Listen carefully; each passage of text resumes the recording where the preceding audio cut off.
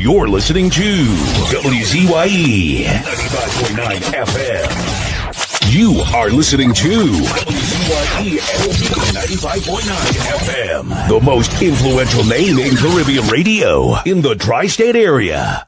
Broadcasting from East Orange, New Jersey, the most influential name in Caribbean radio. WZYE 95.9 FM. My father, Isaac Liverpool, and my mother, Edwelyn Bartholomew, used to sing many songs and sankeys, so often that I learnt them all.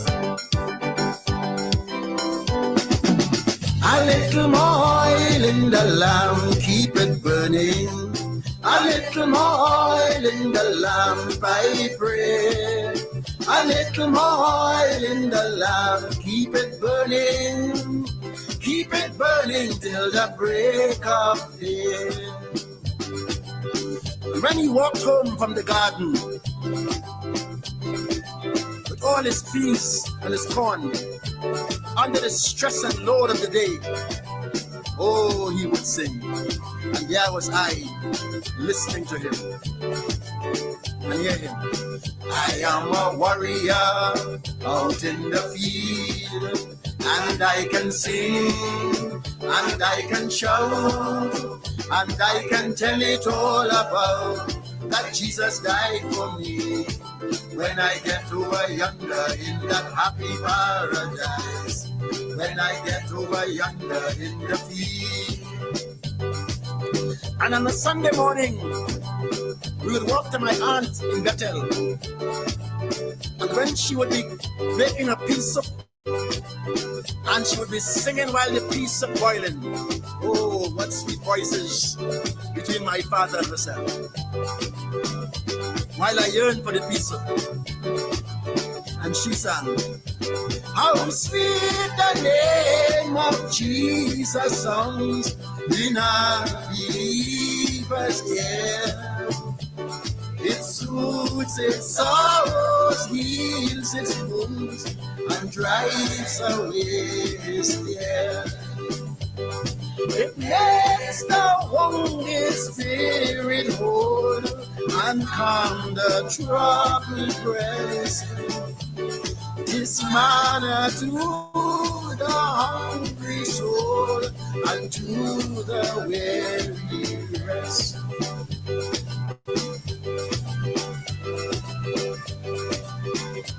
And before he went to bed at night, and he said his prayer, he must sing. Even though he sang a very long prayer, he gave God thanks for the day in this manner. I must have the Savior with me, for I dare not walk alone.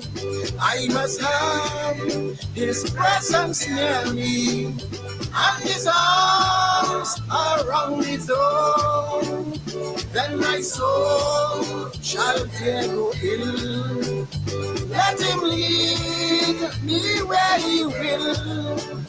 I will go without a murmur, and his footsteps follow still.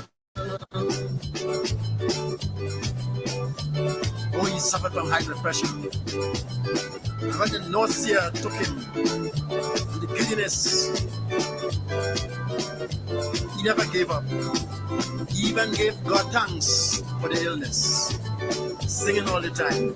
Blessed assurance, Jesus is mine. Oh, what a fortress of glory divine. Yeah, of salvation, purchased of love, born of the Spirit, washed in his blood. This is my story, this is my song, praising my Savior all the day long. This is my story, this is my song, praising my Savior all the day long. But my mother was a Catholic, And when he sang his Baptist hymns and sang his, she would counter him with a Catholic hymn. And so she was trying to shut him up. But she sang with a beautiful and sweet voice. And she sang, "Oh, come to the throne of grace. Oh, come to the heart most pure. To Mary, your hope of life, in whom salvation is sure. Oh, Lady of Fatima, hail, Immaculate Mother of Grace. Oh, pray for us, help us today, the hope of the human race." And when somebody in the village died, or his good friends died, sometimes he didn't go to the funeral, but he stayed home and he sang. He was at the funeral in spirit. Shall we ever all meet again? Shall we ever all meet again? On that great judgment morning, when the book shall be opened and the name shall be called. Oh, how sad it will be when I take my departure and I turn away from heaven for not serving my Lord. And when he had no money, and he was depressed, or he won nothing in the sweepstake, and poverty stared him in his face, oh, he turned to his God, and he sang. Love lifted him. I was singing deep in sin, far from the peaceful shore, very deeply staying within, thinking to rise no more, no more. But the master of the sea heard my despairing cry. From the waters lifted me, now safe am I. Love lifted me. Love lifted me. When nothing else can help. Love lifted me. Love lifted me. Love lifted me. Love lifted me. Oh, love lifted me. When nothing else can help. Love lifted me. And on a Sunday evening, all of us would come around the bed. Concert time. Rupert, Vaughn, Uriel, Jean, Cynthia. Concert time. And my mother would teach us. Soft as the voice of an angel, breathing a lesson unheard. Hope with a gentle persuasion, whispers her comforting word. Wait till the darkness is over. Wait till the tempest is done. Hope for the sunshine tomorrow, after the shower is gone. Whispering hope, oh how welcome thy voice, oh how welcome thy voice, making my heart in its sorrow rejoice. And before we went to bed, in the darkness of night, cool night, my mother would teach us. I said it was a prayer before we went to sleep. In the evening, by the moonlight, you could hear us darkly singing in the evening by the moonlight. You could hear the banjo ringing. How the old folks would enjoy it. They would sit all night and listen as we sang in the evening by the moonlight. In the evening, you could hear. In the evening, by the moonlight, you could hear. How the old folks would enjoy it. They would sit all night and listen as we sang in the evening by the moonlight.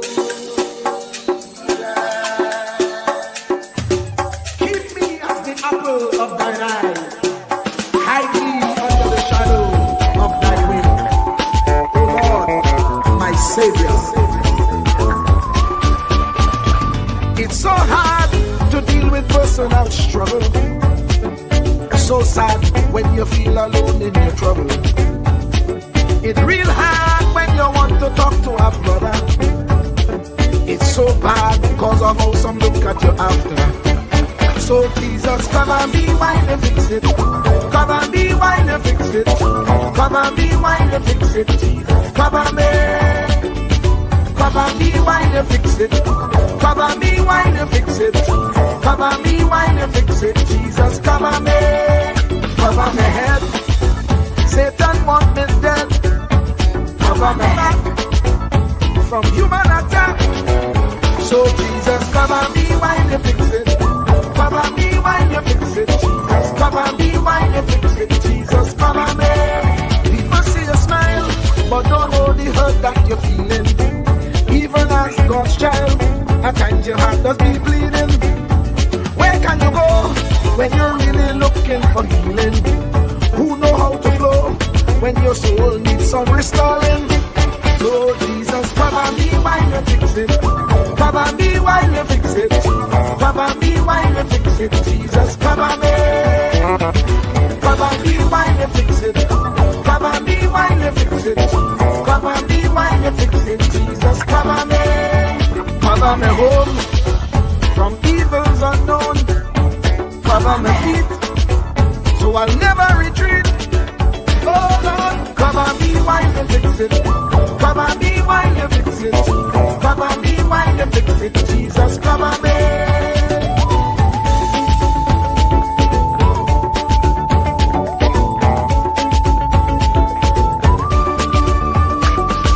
Cover my brother, cover my sister, them who under pressure. Cover the preacher, every church worker, the young believer. Cover the worship leader and intercessor, every gospel minister. Cover. Jesus alone is the one who has the real answer. The one on the throne is the true and loving Father. He will hold your hand and keep you from going under. He will make you stand and let you know he's a fixer. Come and be while you fix it. Come and be while you fix it. Jesus, come and be while you fix it. Jesus, come and be. Come and be while you fix it. Come and be while you fix it. Come and be while you fix it. Jesus, come and be. Cover my mind. You know the struggle sometimes. Cover my mouth, that the wrong thing wouldn't come out. Oh Lord, cover me while you fix it. Cover me while you fix it. Cover me while you fix it. Jesus, cover me. Cover the Christian in the midst of aggression with the power of your right hand. Jesus, cover them helpless children. Jesus, defend them. Send help from heaven. Jesus, cover all them radio stations that blessing the nation. direction. Grant divine protection.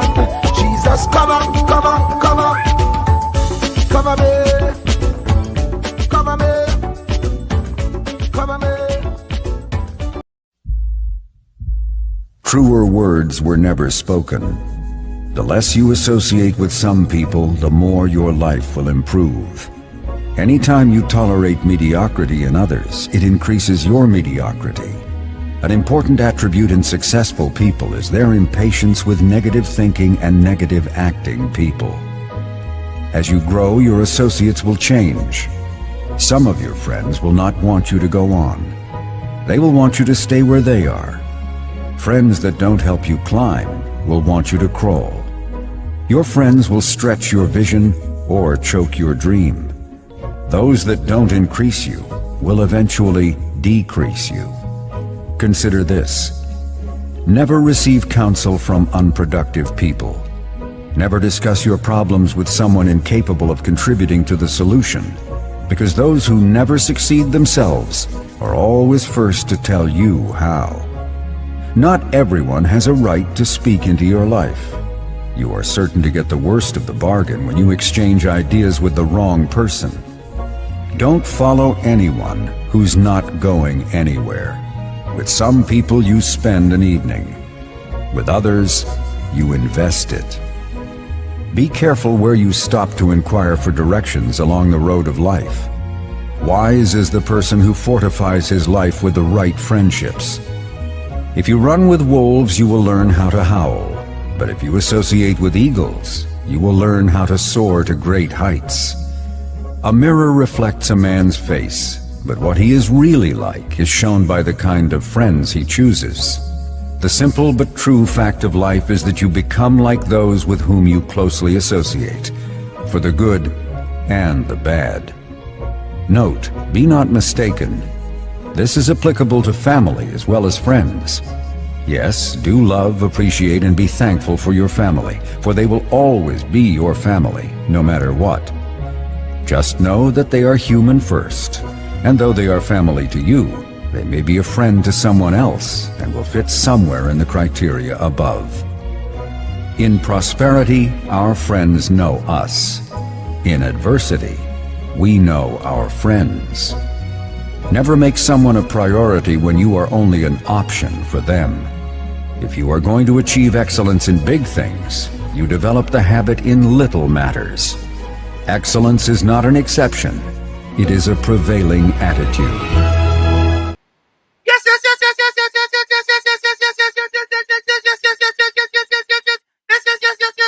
Let me say a special hello to all the WZYE 95.9 FM listeners. Of course, ladies and gentlemen, it's In the Village with Uncle Tommy, Professor Walsheet, and you on WZYE 95.9 FM.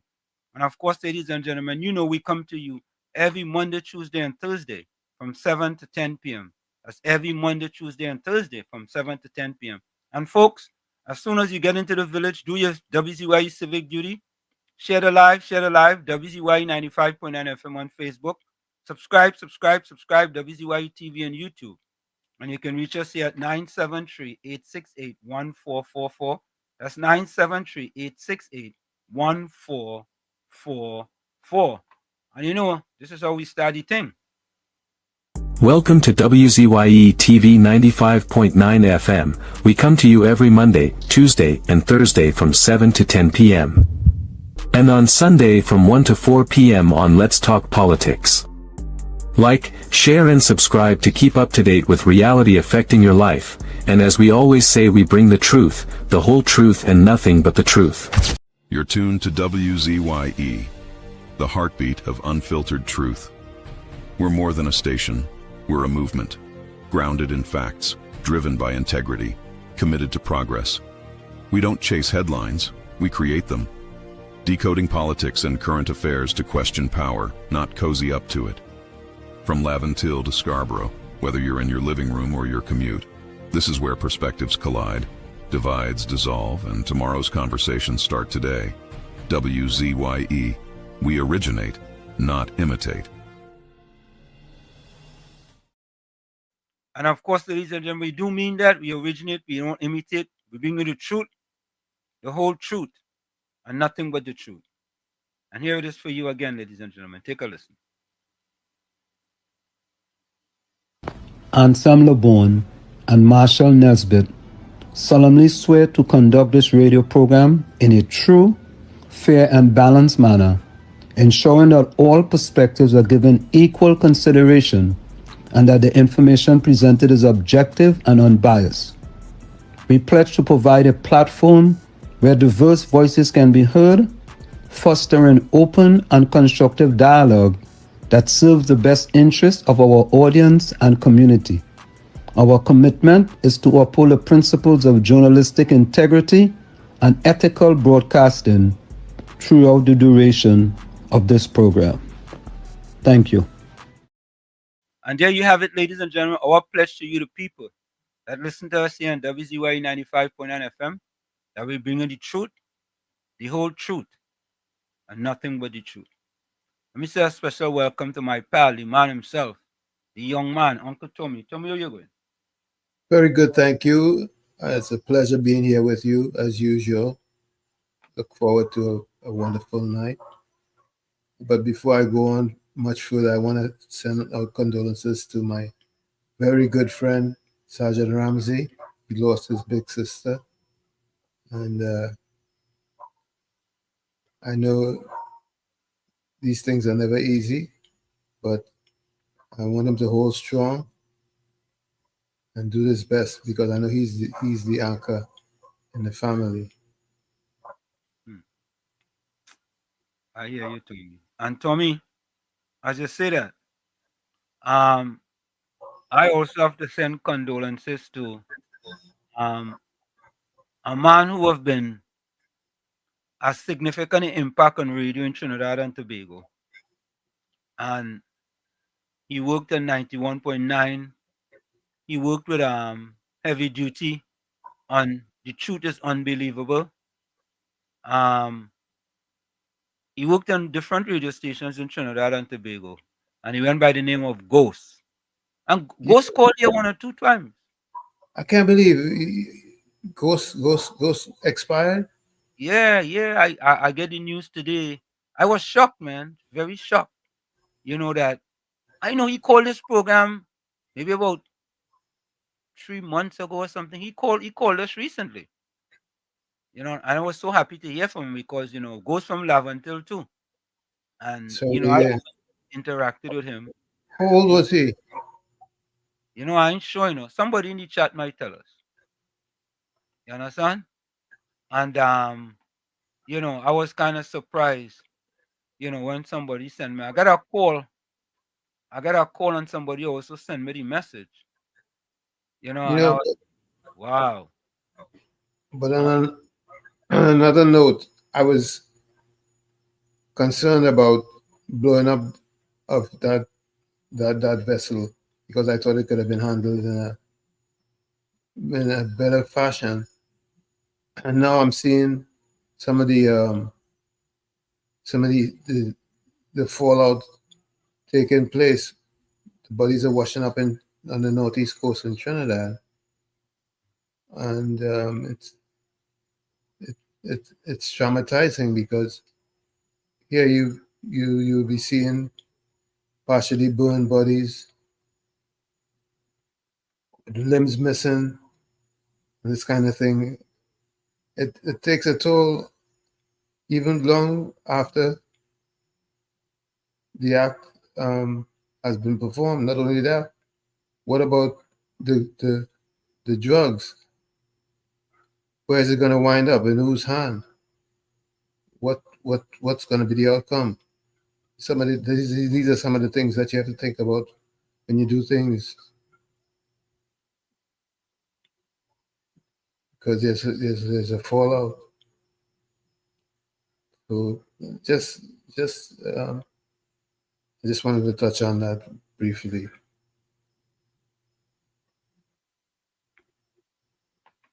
Well, I mean, as I said previously, Tommy, you know, however lay your bed, that's how we have to lie in it. I agree, but you have to handle things in a responsible manner, manage it effectively, because there are going to be repercussions. Tommy, At almost every stage, you have to handle things in a reasonable manner that it wouldn't affect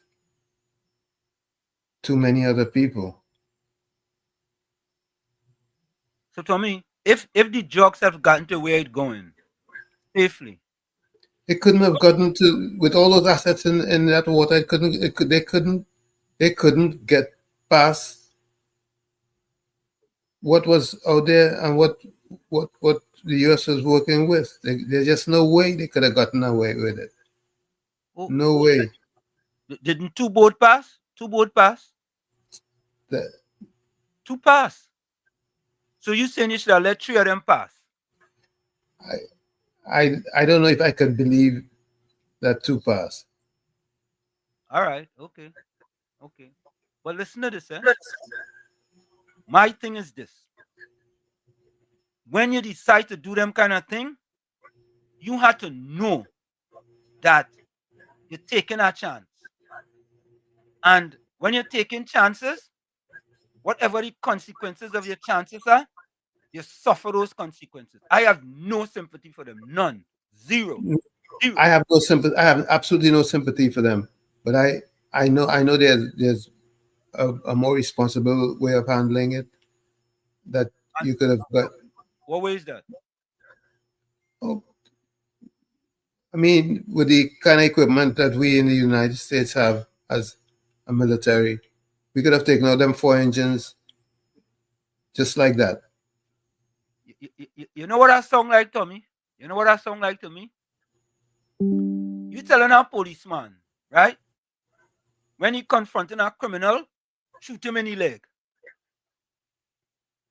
That's what that's what you're saying. You're saying that when you're confronting a criminal, shoot him in his leg or shoot him in his arm. No, that is not what they are trained to do. When you decide you're gonna transport drugs, you have to know, right? There's a great possibility when I leave my family today, I ain't coming back. Because it might not just be territory, you know. It could be another drug dealer who you invading on their territory.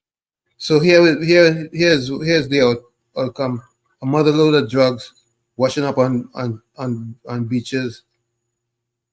Okay. In Trinidad and Tobago. Okay, we could handle that. They could handle that.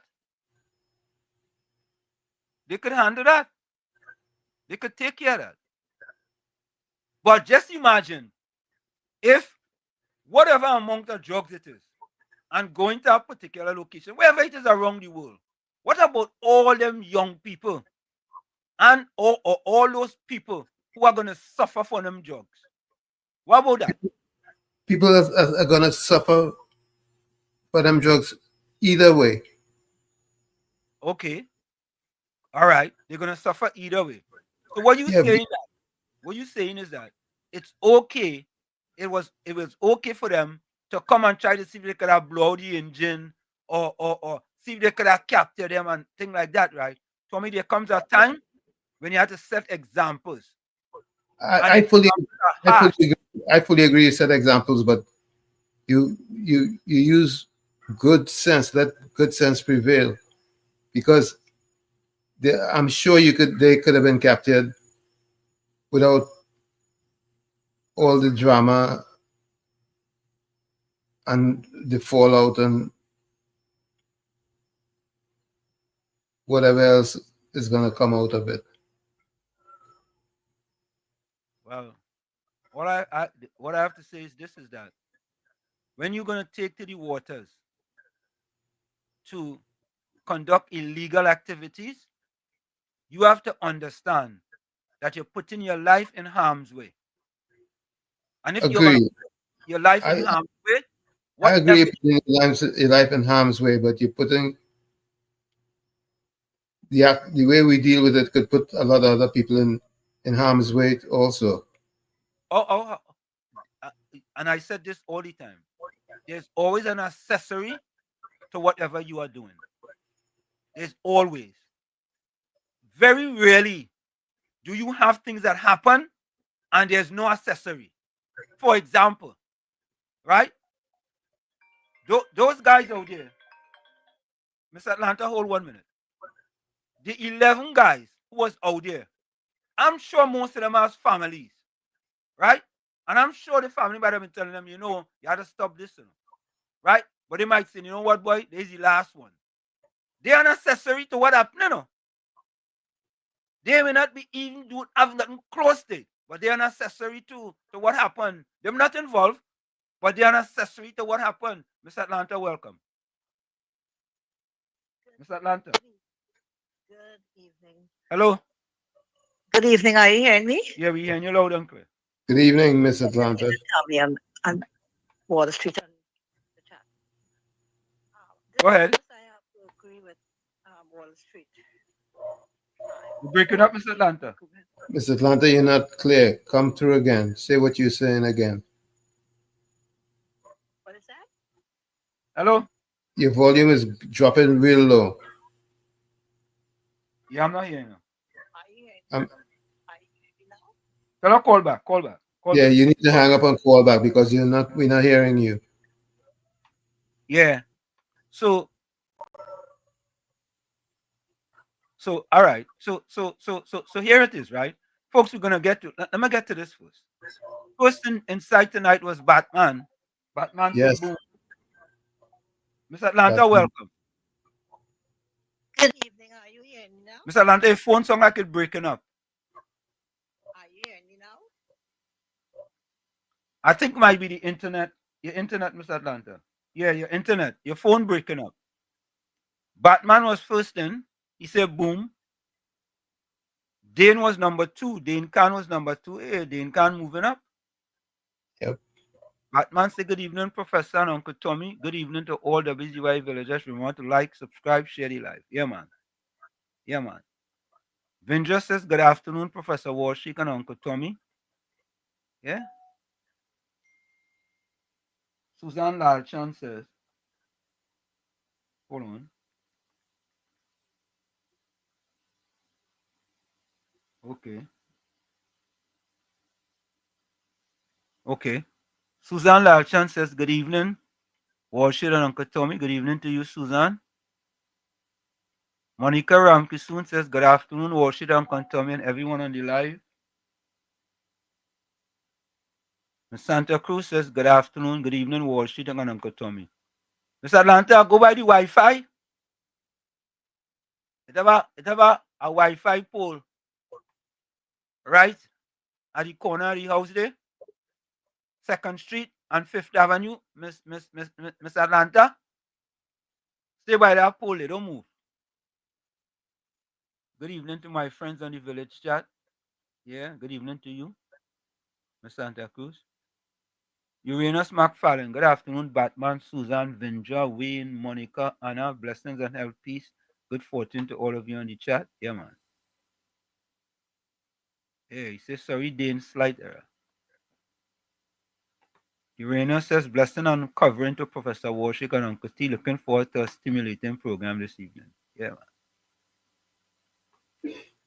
Mr. Intellectual says, blessed afternoon, Pro, Uncle T, and all villagers. Hope you guys are having a marvelous Monday filled with all of God's choices. Blessing. Yeah.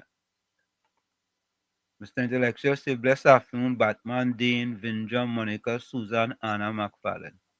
And of course, your partner reach. Your partner reach. But later again, as usual, you know, we can't be upset with them, Volsang, because consistency is important. You understand?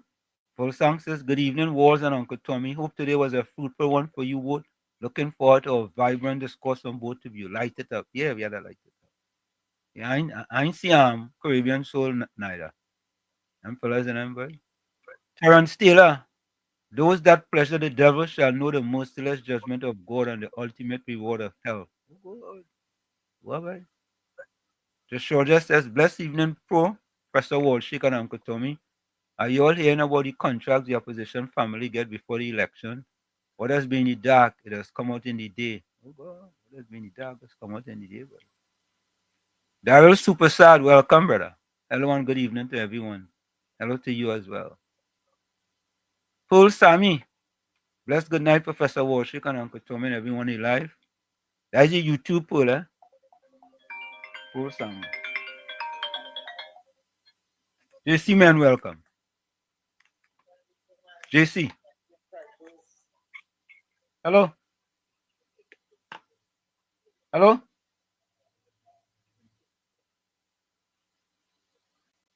Not hearing anything. Hold on, man. Hello? Hello? Hello? Not hearing anything, Anselm. No, I know if you hearing me. Hello? I think he dialed me by mistake. All right. No, he's talking real low. Yeah, but it was just in the background. He called me before, but the phone just rang and he didn't pick up. Anthony says, good night, Warshik and Uncle Tommy and the village. Good night to you. Chad Matty Bettler said, good night, Uncle Tommy, Professor, and blessings to all.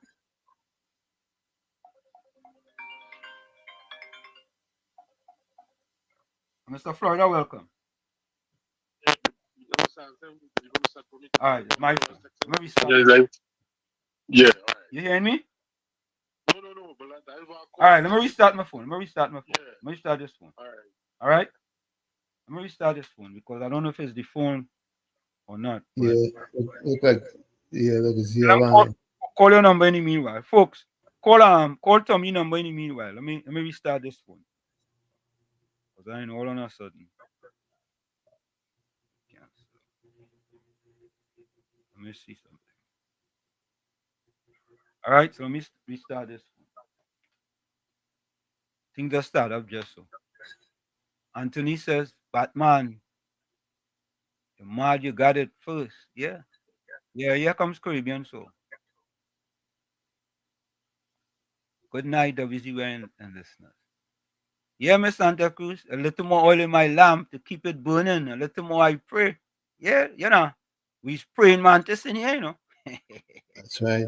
You think it easy? We praying mantis, We gotta continue to pray, boy.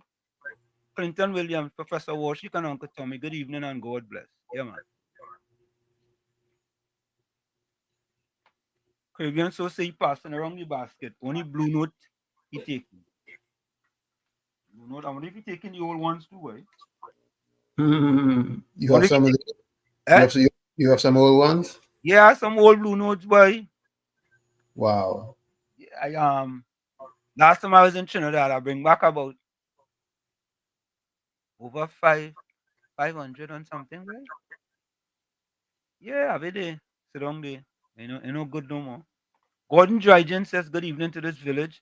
Did you make a new friend today or did you get rid of that one that should not have been anyhow? Okay. All right, look, pull Sammy from Facebook. Bless good night, Professor Walsh, and Uncle Tommy and everyone in the live. I don't know. I don't know. I don't know what is Poison Ivy's story, What is she is Hindu? I don't get it. Anyway, Caribbean Soul, Gordon, you know this song? Which song? The song we played at the beginning? Nah, you don't know that. I might not be always on the chat, but I'm always watching. Yeah, Caribbean Soul, that's why I asked him, who is this Hindu? We coming with this thing, boy. Oh boy, Azina Smith, blessed night, Uncle Tommy and Professor Wall Street. Yeah. If it is good new song, you don't ask.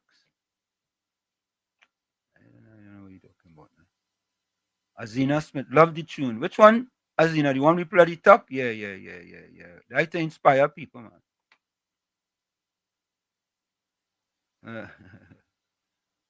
Caribbean so say, go and sense in my mother belly. I sing in this song. You know it?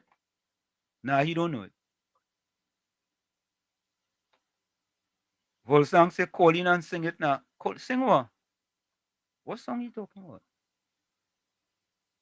Azina talking about the song we play at the top before we start it. Chalky. Yeah. All right. All right.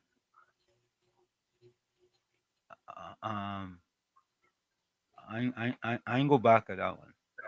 Cover Kamala while you fix it, Jesus. Cover her while you fix it. Cover her back from the PNM attack. Cover her, Jesus. Cover her head because PNM wanted dead. Jesus, cover her. Yeah. Yep. Volsang, I think Sem 62 is using her old handle. What is that? What's that? Hello, caller.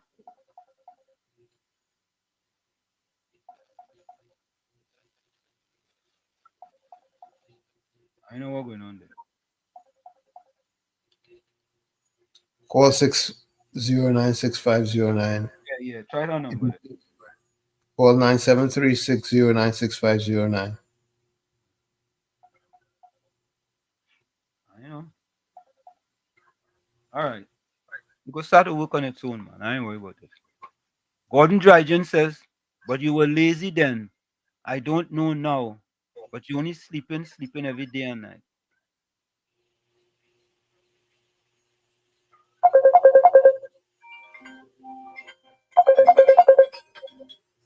Caller, you live. Mr. Florida. I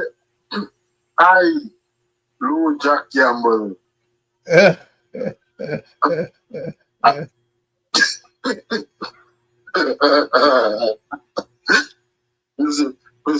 Your phone in trouble, you know. Yeah. Yeah. At the beginning of the day, at the end of the night. Well, let me say that even them is answer Mr. Tommy, that eventually call us on the text us everybody live. Happy to see everybody on this Monday through our God grace. Great program today we're going to get and look on this then. Thank you. Yeah. Take this call, Tommy. Go ahead. Yes, good night, Professor Wall Street. Good night, Dr. Tommy. Good night, everyone at WZYE. I'm not hearing him. Hold on. Let me see that. Yeah, hold on a minute. 1 minute. Hold on a minute, No, I hear you off. But I'm not hearing you. Hold on a minute. Let me try again. Are you hearing me now? I hear you loud and clear, Professor Wall Street. Tommy, are you hearing him? Very soft. Yeah, I hearing you. Are you hearing me? Yeah, hearing you loud and clear. Okay, so all right, so let me repeat again. Good night, everyone. Good night, Professor Tommy. Tommy, you hearing him now? Professor Wall Street, I want to get Yes. straight. Yeah. Go ahead. All right, so I want to be quick and to the point. Before I get to the point where I'm calling, I just want to make some clarifications with regards to this U.S. Supposed interdiction of this boat. Professor Wall Street, there's been a lot of clamor here in the United States, in the Caribbean, as to the Trump supposed shoot down of that boat. Now, as I said, I don't have any favor for Trump. That's just my personal opinion. However, whether people like it or not, the U.S. is going to take a very harsh look at the any drug traffickers who bring guns and drugs into the United States. Now, here's the point. It's being circulated that one, by certain people, that there wasn't 11 people in the boat. They was coming from Carapano with fishes. But I sent you earlier last week, I think late last week, sir, a couple of things. I pointed out that the U.S. has very good assets to locate, to pinpoint. They can pinpoint to a drop on the ground. That boat had possibly 11 people. Not only that, the boat was actually transporting, it's alleged, because we do have 100% proof, drugs or running before to Trinidad and Tobago. And number three, the fact is, they did try to interdict the boat. They did. There was a Spanish-speaking station in Miami indicated that there were 3 attempts one in Spanish, one in English, and one in Portuguese. And that's when they took the action. Whether people like it or not, Venezuela has to be careful going forward. So that's the point I wanted to raise. The main point what I'm raising here, and what I called in, which is very important, I've been talking about this for years. We have Emily Elias, Dr. Rowley's good buddy, coming and making this throwing corn inward under the bus after 10 years, benefiting from projects, from being the chairman of the TSTT, buying Amphlia without proper valuation, coming to say that Trinidad and Tobago needs to devalue its dollar from $6 to $9, $6.75 to $9. Utter nonsense. We have had 10 years, almost 10 years of our reserves being run down. And Professor Wall Street, I just need to point this out. I would like you and others to look at what all the economists are saying. If you devalue the Trinidad and Tobago dollar, there will be instant inflation by as much as 30% if this happens, because Trinidad, for too long, we have been importing too much. We want everything. We have champagne taste, but Kobo pockets. And the Rowley administration, he didn't point out Rowley, he pointed out Imbert. And Rowley has to be blamed because they only looked at investment in oil, gas, and petrochemicals. 80% of our revenue comes from these three areas. They borrowed without impunity. And now the chickens are coming home to roost. And Mr. Tanku and Mr. Swartzing has a hell of a job. So I just want to point out this. Professor Wall Street, I will preach this from here to eternity. The problem in Trinidad is we have a supply issue. We need to diversify, which Rowley, Young, and that same Emil Elias, and all the 1%ers who are importing like middlemen have not done. We need to get into agriculture. We never took advantage of what is called the Caribbean Basin Initiative, which is we can export goods and services to the United States at 0%. Now the Trump 15% tariffs have come in. I don't know what happened with that. But unless, let me leave with this, unless and until we look at the low-hanging fruit, tourism, agriculture, Professor Wall Street, I will say again, I'm a diabetic. I do not take insulin. I'm a type 2 diabetic. I go and I get what is called natural metformin, which is bitter melon, which is Karaili. That is going like gold here in New York City. We need to start looking at tourism, putting brand awareness, putting much more emphasis on lift capacity to bring tourism dollars into Trinidad and Tobago so we could deal with the supply. If we don't deal with the supply issue that is pushing and getting to exports, and we can't depend on the 200 million cubic feet of supposed gas that they hope to get from Venezuela, we will be in trouble. So again, Emil Elias, no sir. You are 10 years, you did nothing, you didn't talk to Dr. Rowley, now you're trying to throw input under the bus. I don't care about that. But we have to get serious. Have a good night, Uncle Tommy. Have a good night, Uncle Professor Wall Street and everyone. We need to diversify and push supply. Thank you. Have a good night. Thank you, Financial Guru. Thank you. Anderson, good night. Tommy, I just want to go back to the point that was made before. There were some people made some comments in the chat, right? So, Leon Charles says, and I guess these people will be back to do the same thing over and over. Catch and release. Catch them and release them. Yeah, catch them and release them. Catch them and release them. At least we know, Tommy, there is 11 people will never, ever transport drugs again on the Caribbean seas. We know that. All right? But listen to me. You have people with change. Lions Love. That was murder on the high seas. They should have arrested, and if they were guilty, they should have been tried and put to jail. Now fishermen and Trinidad all over the Caribbean are afraid. Well, partner, Lions Love, partner, when you are involved in illegal activities, you suffer the consequences of your actions. Yeah? Yeah? Yeah, all you want. All you want to continue with illegal, arrest them now. Go and arrest them and bring them in. You know, sometimes harsh measures are needed. Harsh measures are needed. How will you expect? Let me ask the question. How do we expect to fix Trinidad and Tobago with the same policies from the PNM for the last 9.5 years? Tommy, how could those policies fix Trinidad and Tobago? I'm just asking.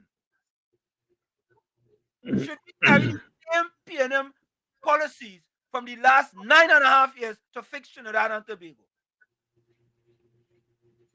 I'm just asking.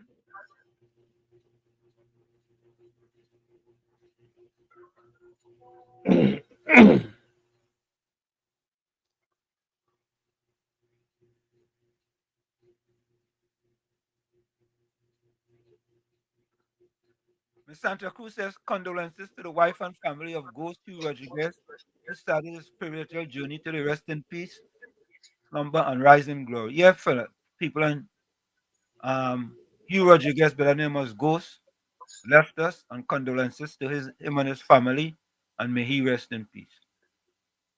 Anthony says, capture and do what, Tommy? And waste taxpayers' money on them? Come on, Tommy. Okay. We had drugs, sneakers, body washing up on the beaches for years, Uncle Tommy. Nothing strange. Yeah. Body that wash up all the time. Anytime something happen out on the seas, somebody they show a boat out on the sea. I don't know if it was the boat or not, but I didn't want to bring it because I wasn't sure. Somebody had a video, and it's somebody from Trinidad out in the seas, and they have a boat floating out in the sea. Yeah? Joshua just said, Professor Wall Street, I feel that the US could have intercepted the boat and find who is the big fish. Exactly. Well, Joshua, whoever is the big fish, he's not even a little fish no more. He's not even a little fish no more. He's not even a baby fish no more. I don't understand. We want to fix things, but we want to fix things by bringing them fellas ashore, bringing them back to shore. What kind of example that's setting? What is the example that sets? You could do crime, and you know what? We go come and we go just hold you, and we go bring you back, and sometimes drastic measures are needed. Drastic. Yeah. Look, the next one come. Greg Williams. Sarah. Good evening, Uncle Tommy and Professor Walsh. This is Jashara laws, in effect. There's no more drug cartel on this planet. And the cleanup is here. That military fleet is not just for Maduro. Well, whoever it for? Anthony says, Tommy, I don't agree with you, brother. Take them out. Yes. Cancel Christmas. You take the opportunity to go out there and transport drugs, right? Take the opportunity to know there's the possibilities you'll be blown to smithereens. Yeah, blown to smithereens. Right? All right, if we continue the same way, all right, you're transporting drugs, hey, just holding all here, All right, let me put up the radar and we go say, all right, hey, listen, this is the Navy. We stop. Yeah? Sorry. Right?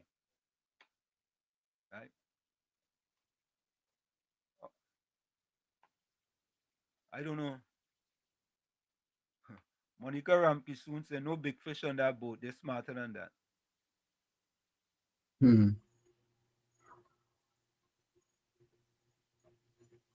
Kevin, what are you talking about, Kevin?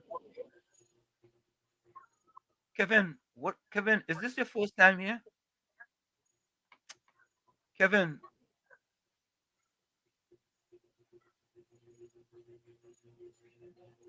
All right. I'll just monitor you, Kevin. That's what I'll do. Yolanda, calling a blessed night to you.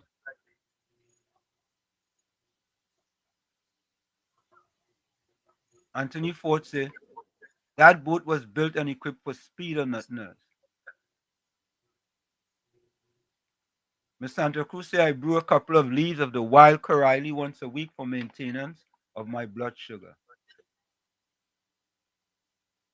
Lucky Lal, good night to you. Pleasant good night, Professor Warshik, and to my all wonderful people locked on. Paul the Gal says, agree with you, Anthony. This is a drug boat with those 4 engines. Coast Guards can't catch them. Yeah, why they have 4 engines in our boat, Tommy? 4 engines. Why? No, it's definitely, there's no question about their intent. There's no question about their intent. Except how you treat with their intent, that could be questionable.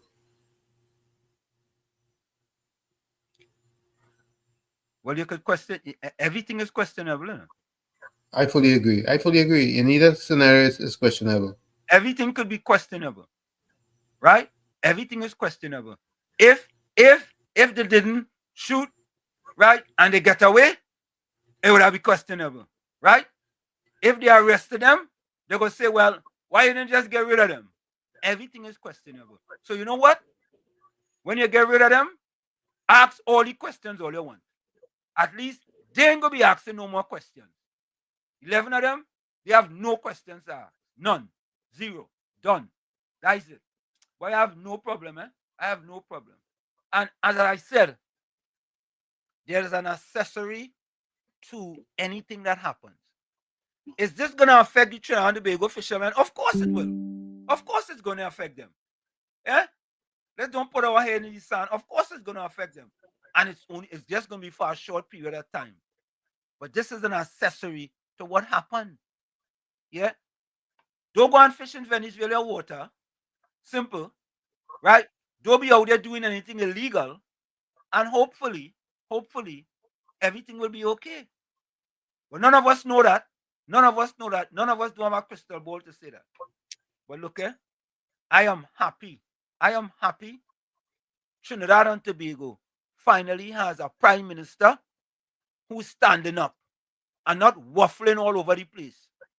Right? The PNM, they should have built 10 Waffle House restaurants in Trinidad. Yeah? 10 Waffle House. And gate to the 1% friends. That is it. Because all it does do was waffling all over the place. No longer. Yeah, you have a boat and you transporting drugs, and we should go and arrest you. Arrest you for what? What arrest you for?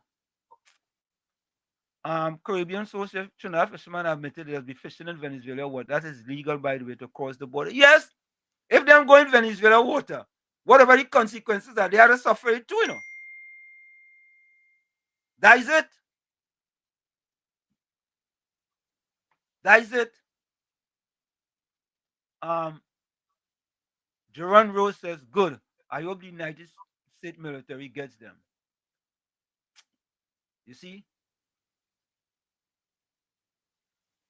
Yeah, correct. You in a fishing boat with 4, not 1, 2, 3, 4 engines, and you want me to have compassion for you? You want me to be compassionate with you? Yeah, I go be compassionate with you, right? When they pick out your remains from out in the sea. It's sad. It's sad. It's sad. How are we going to stop this? What examples are we going to send? Right? Folks, it's In the Village with Uncle Tommy, Professor Warshik, and you on WZYE 95.9 FM. We come to you every Monday, Tuesday, and Thursday from 7 to 10 p.m. Don't forget, as soon as you get in, share the live, WZYE 95.9 FM on Facebook. Subscribe, WZYE TV on YouTube. And you can reach us here at 973-868-1444. That's 973-868-1444. Also at 973-609-6509, 973-609-6509. And don't forget to share the live. Please share the live. Yeah, we're going to take a quick break and we'll be right back. Don't go nowhere.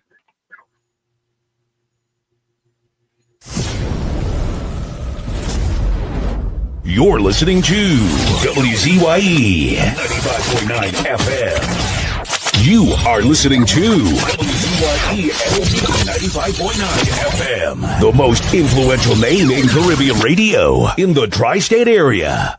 Broadcasting from East Orange, New Jersey, the most influential name in Caribbean radio, WZYE 95.9 FM.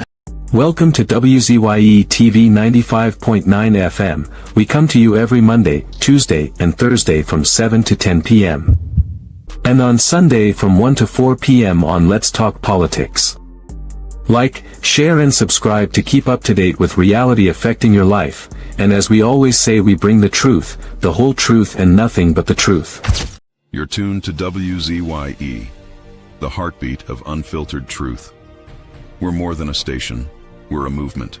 Grounded in facts, driven by integrity, committed to progress. We don't chase headlines, we create them. Decoding politics and current affairs to question power, not cozy up to it. From Laventille to Scarborough, whether you're in your living room or your commute, this is where perspectives collide, divides dissolve, and tomorrow's conversations start today. WZYE, we originate, not imitate. Fire! Fire! Fire! Fire! Fire! Fire! Fire! No more red. No more red. No more red. No more red. No left foot, right foot again. No more struggle, no more shame, no more pain. We want to see us win. We want the brides again. No more penny again. Bye bye, penny, bye bye. Bye bye, penny, bye bye. We don't vouch for you.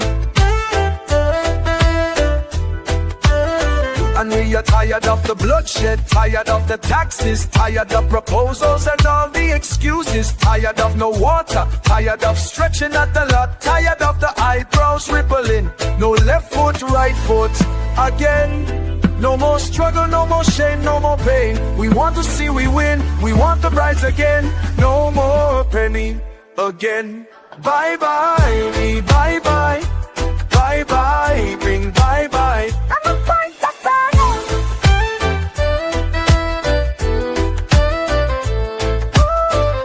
We're tired of the bloodshed, tired of the taxes, of the proposals and all the excuses, tired of no water, tired of stretching at the lot, tired of the eyebrows rippling. No left foot, right foot again.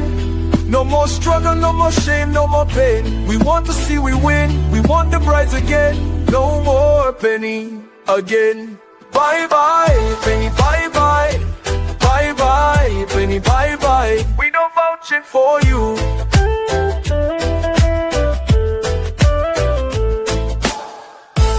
No more red. No more red. No more red. No more red. No more red. No more red. No more red. No more red. No left foot, right foot again. No more struggle, no more shame, no more pain. We want to see the win, we want the brides again. No more penny again. Bye bye, penny, bye bye. Bye bye, penny, bye bye. We don't vouch for you. Bye bye, penny, bye bye. Bye bye, penny, bye bye. We don't vouch for you. We are back with you. It's In the Village with Uncle Tommy, Professor Wall Street and you on WZYE 95.9 FM. We come to you every Monday, Tuesday, and Thursday from 7 to 10 p.m. Every Monday, Tuesday, and Thursday from 7 to 10 p.m. Don't forget, folks, as you get in, share the live, WZYE 95.9 FM on Facebook. Subscribe, WZYE TV on YouTube. And you can reach us here at 973-868-1444. That's 973-868-1444. Also at 973-609-6509, 973-609-6509. And don't forget to share the live. Please share the live. Lucky Lal says, That boat with those engines can travel up to over 70 kilometers per hour, according to the waves. What boat with a horsepower doing out there? Eh? There's no question that that boat is questionable, and that boat had sinister moves afoot. The body butt, Tommy. The butt. There's no question about the fact that Yeah. they were nefarious. Mr. Florida, hold on. Tommy, Yeah. I think you gave me some gymnastics tonight. No, I'm not giving gymnastics. I'm simply saying that there are several ways that could have been handled, And you believe and I'm not sure if that's the best. That was the best solution. would you agree that the solution that you are putting forward is that it would be better to have arrested the people on the money boat? Absolutely. Take out That's blow what the I'm four saying. engines. That's why I'm saying you're doing gymnastics. Because here I you would have say, I would have blown out them four engines and arrested them and seized the cargo. oh, so they're now in the business of going after engines, right? And Tommy, that's like my example. When a police confronting a criminal, you should shoot him in the leg, Tommy. Shoot him in the leg. How about that? You agree with that? I don't think it's the same analogy. Or we mean with the same analogy? You saying to blow the engines, right? So you have to target the engines. They are criminals, right? Right? When police confronting criminals, they should shoot them in the leg. Because if you shoot them in the leg, they will survive. Target the legs, or target the hands, or target the shoulder. If a criminal doesn't pose a immediate threat to a policeman, he still needs to shoot them to death. No, I am not gonna subscribe to if the person doesn't create a danger to the police officer, they should shoot them and kill them. I don't prescribe to that. However, what I subscribe to is if you are involved in illegal activities and you get catch, you have to deal with the consequences. You saying, well, I agree with what it is, but there's a but in between. For me, there's no but. No but. Consequences means apprehension. All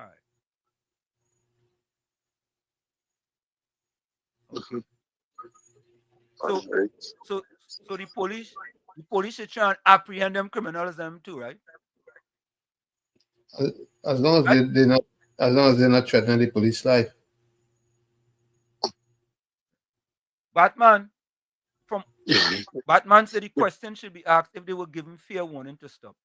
It is my understanding, and Financial Guru said it, three warnings they were given. 3. English, Spanish, and I think Portuguese.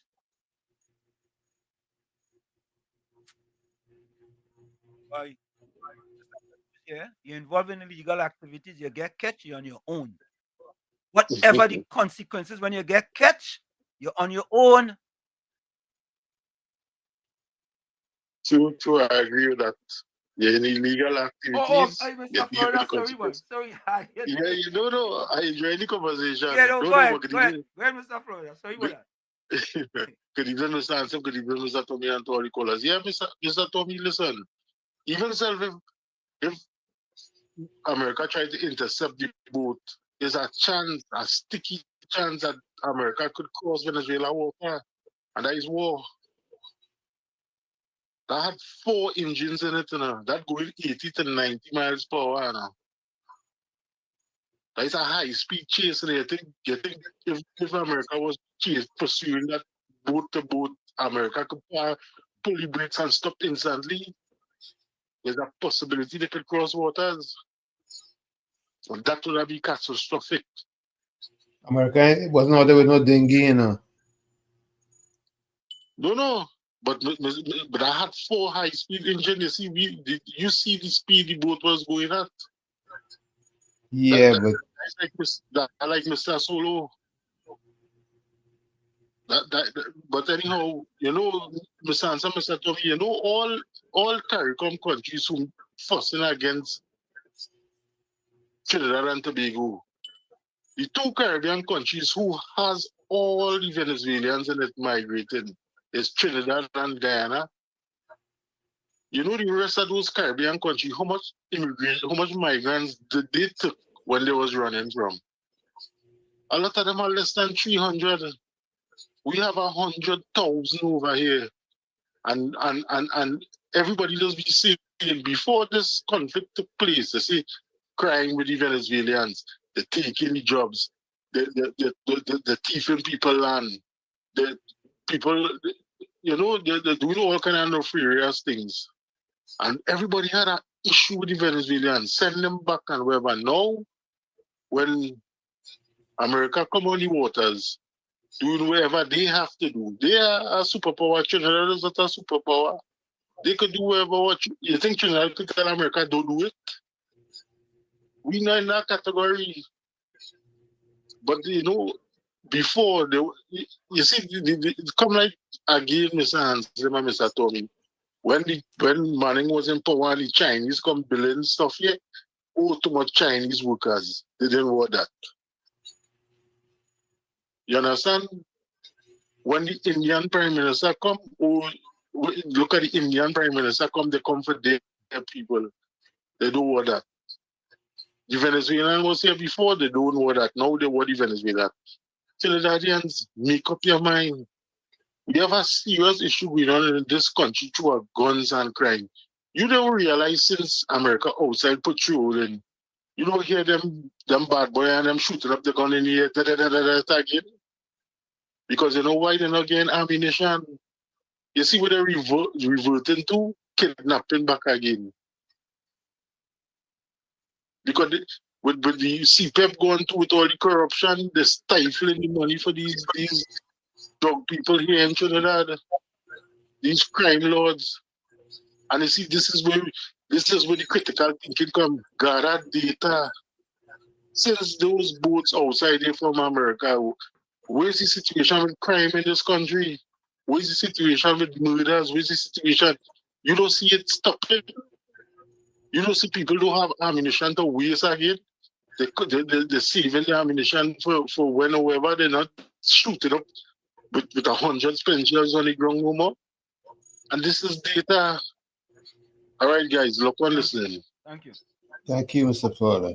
So, folks, this is the first time in the history of Trinidad and Tobago that the government of the United States of America is dealing with Trinidad and Tobago in a positive light. In the history of Trinidad and Tobago. Well, forget about the last 10 years. You can just forget about that. Don't even count that. Take a listen to this.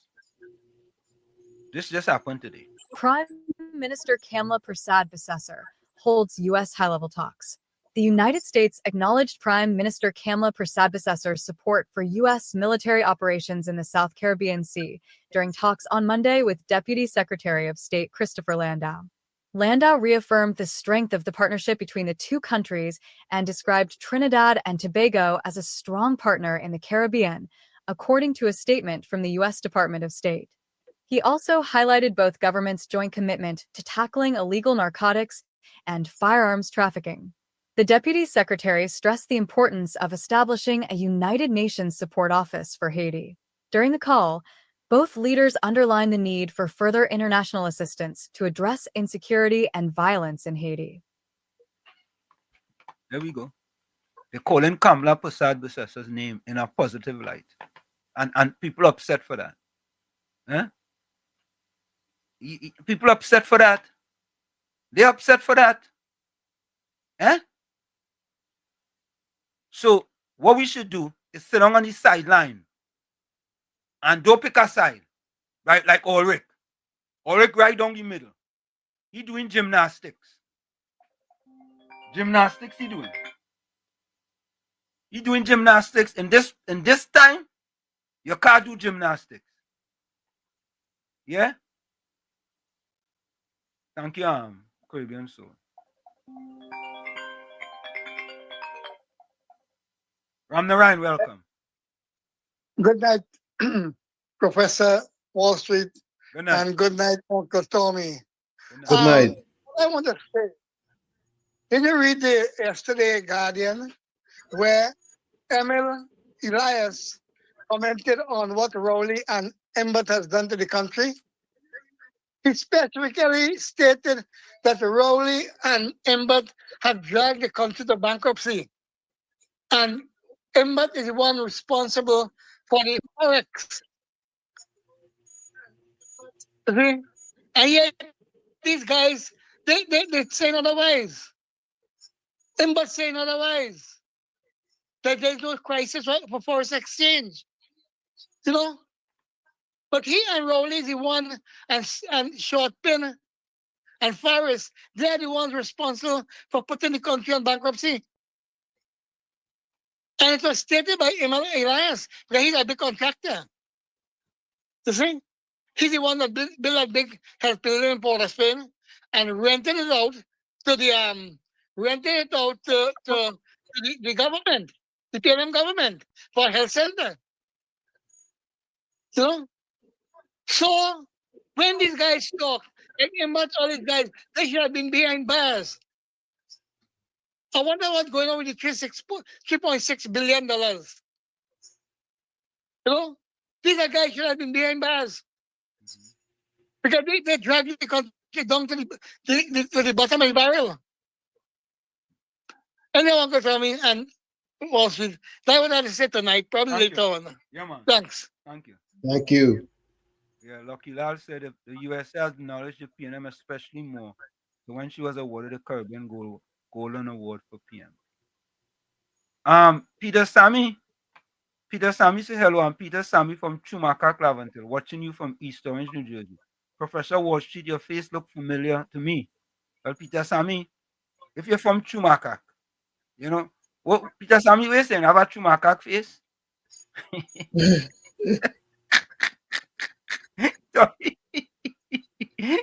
Oh. Peter say, well, yeah, what you say? Hello, I'm Peter Sammy from Chumaka, Claventil, watching you from East Orange, New Jersey. Professor Wall Street, your face look familiar to me. Yeah, Peter Sammy, I'm from the Plannings, building one apartment, 2-1. What part of Chumaka you was from? People think Chumaka is like 2 blocks or something, you know? You know, Chumaka is not a small place. Yeah. Abdon Mason resigned from the PNM government. Who is that? Who is she? S.W.S. says they were not just regular criminals, but murderers. They welcome death. They have no regard for any lives, including themselves. Why are people trying to feel sorry for them or blame our government? I mean, you know. So, folks,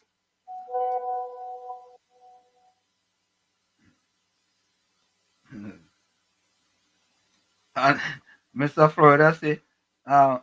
Hanson, don't take chain up from Peter. You leave Trinidad when you was a boy. How your face looking familiar? But no, listen to this, Tommy. I met a young lady. I was on the track. What day it was, boy? Saturday. So I was training one of my clients, right? And when I was finished, the person came over to me, walk over and said, like, Anselm, you know, I got a person in show if it's you. Yeah. Right, Anselm, is that you? I said, yeah, it's me. And I'm trying to remember the person, eh? And then I remember the person after trying to remember the person. right? But it's a person I go way back when I was at Seton Hall, right? And she's a AKA, right? And I also tell my wife because I'm honest. It's a kind of a young lady where you sometimes you have a crush on that person back then. You know what I mean? And I was kind of surprised. Hey, Johnny, is that you? But anyway, folks, Oh, I I don't know. I don't know how to read what Emily Elias said, but I just feel, Tommy, that for some reason or the other, because he's a good friend of former Prime Minister Rowley, correct. right? And that was admitted. But I don't understand how them fellas and them, they was eating at the trough for 9.5 years. Long before that. Eh? Long before that. And long before that. And things they didn't say, all in a sudden now, they are emboldened to come out and make all these statements for a government that's been in power for only 4 months. I don't get it. I don't get it. Something doesn't seem right. Something doesn't seem right. It just doesn't seem right. So he was doing very well, doing all them years under Rowley. Even on the money too. Let's take this call. Mr. Intellectual, welcome. Blessed evening, Pro, Uncle T, and everybody on the chat. Yes. Same to you, my friend. This thing, we had to look at it in the most simplest form. You see that, man? It's a propagandist. You understand? And as soon as I hear the government do what they advocating, you go hear the PNM jump up and say, I tell all of that. They go devalue the money. They go run to the IMF. Well, they didn't want to listen to we. You understand? Yeah. Well, we just sit back and take a little breath and watch how they're operating. Nobody don't give up the people who feed them for life. You understand? And make them what they are. They don't give them up just so. Something had to go wrong. And nothing going wrong with them fellas and them. Because only 5 months into the thing. Them playing a game. All them insects and them crawling out of the woodwork now want to have their say. All of a sudden, guns are good for school, but children toting gun in school. You understand? When the children and tote gun in school, it wasn't a problem for them. They didn't ask for any body to come and talk to them about the mental state and all this kind of thing. How much people get killed in school? How much students get killed in school? Bust up their eye. They lost their eye. Some of them end up in sling and all kind of thing. Where was the parents and them who making all this fuss about police coming to school in the full kit? When they see them on the road, they just get frightened, they just run home. Some of them just want to oppose them. We have to keep our head on, right? It is fair for us to let me deal with Uncle Tommy. It is fair for us to have our ideas about justice and diplomacy and all this kind of thing. But there comes a time when you're in a war, sometimes You had to take drastic actions. Correct. To ensure that that battle is won. Yep. And war is not lost. That is just a battle, right? Yeah. And sometimes you might have to go to the extreme to win a battle. That doesn't mean to say that you win the war. But when you go to the extreme and you deal with the issue, you have the upper hand on them, then you could maneuver yourself to win the war because they don't know where you're coming from. Now, I understand, and I think it's only fair that people will think about justice and the rule of law and stuff like that and thing, right? That is fair right across the board. But there comes a time in a war where those things doesn't resonate with the action that is needed to be taken at the present time. You see how they rescue the fella in some apartment. Pilot fella? Daniel fella. Yeah, Yeah. some Daniel fella. Yeah. They rescue him. Yeah. And they bust lead on one of them. Yeah. And 2 escape. Yeah. Now there's 2 people still outside there to do more, that had the potential to go and do more harm. Yes, more harm. More harm. I think that if they put their hands on them, they're supposed to break the whole cycle. If they catch them, they're supposed to deal with them in such a way. I'm not talking about killing them now. Hold these men on them and find out or try to ascertain where this cartel is so that they could mash it up. Don't just kill them. At least save one so that we could get some information. When he know that the rest of them dead and the rest of them going to dead, the only way that he could save his life is if he talk. The one out of 2 things is either he kill himself or he talk. This is how we had to start dealing with them. And before I leave, I know I will right here, but what is this thing about make the anti-safe again? April? I don't know. What is this? I see a little thing on the social media platform there the other day. Yesterday, in fact. Penelope Beckles saying make TNT safe again. When was the last time TNT was safe? Mr. Intellectual, that Penny weak Beckles, listener, I am happy. I am so happy that Penny's proven to be weaker than she really is. Weaker than she is. Yeah? Yeah, she talked the other day, 2 years, no pension. Where my pension? Penny? Oh, God, Penny. Lord of his mercy. She reached 65 already? I know now. I don't know. Yeah. All right, man. Yeah. And all she had to do is to resign. A blessed one. Yeah, man. Yeah, that is so hypocritical. As if this new that as though this government's been there for 2 years. Yeah, with my pension. With my pension. You know, boy. Tommy, people wait almost 20 years. PNM people waiting 20 years, boy.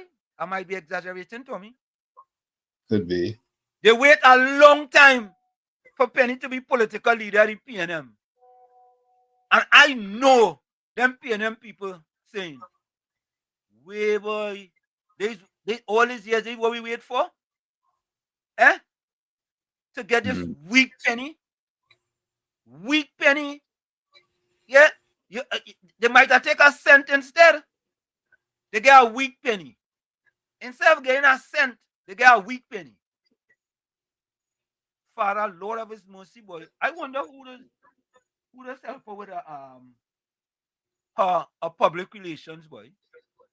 All right, let me take some voice notes and then I'm going to play this here, folks. All right? I want you all to listen to this. Peter Sammy says, very informative program. Looking at you guys from East Orange.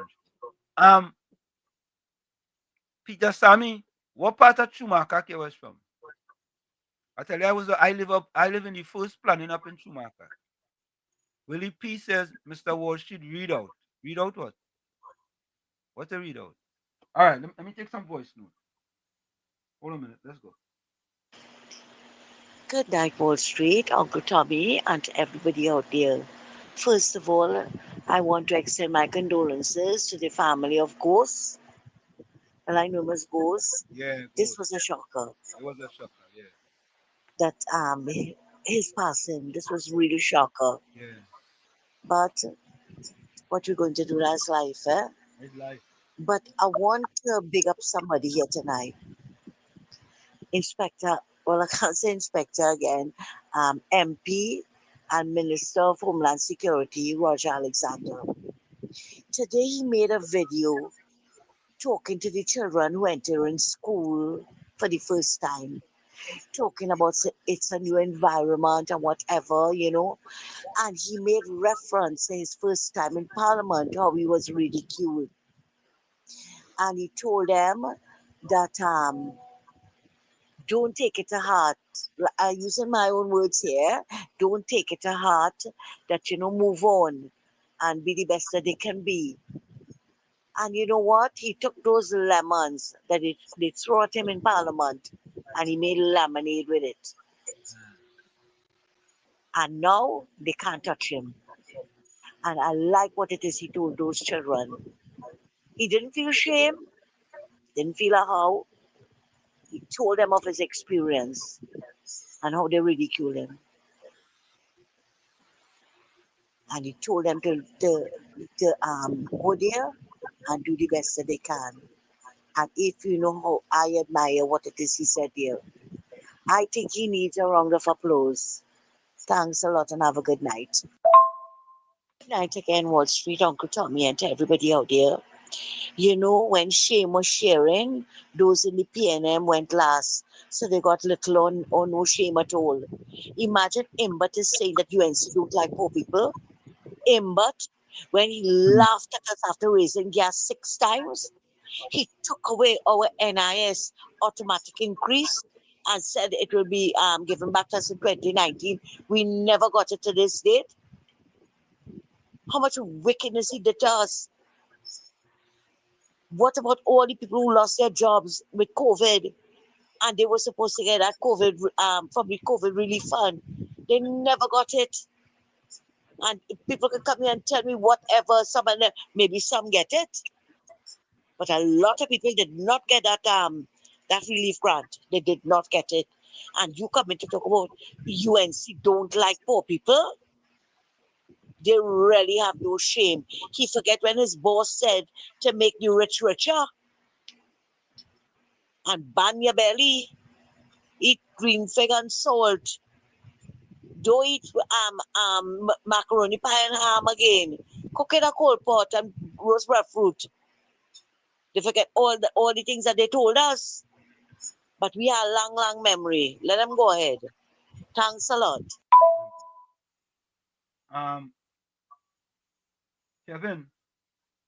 Kevin, you might be new here.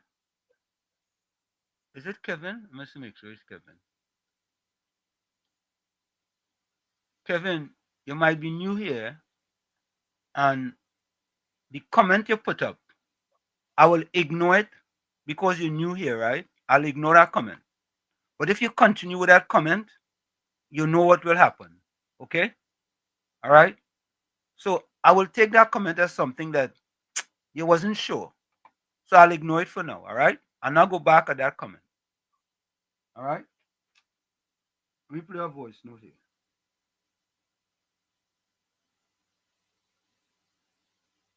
Oh, Father, should I play this voice note?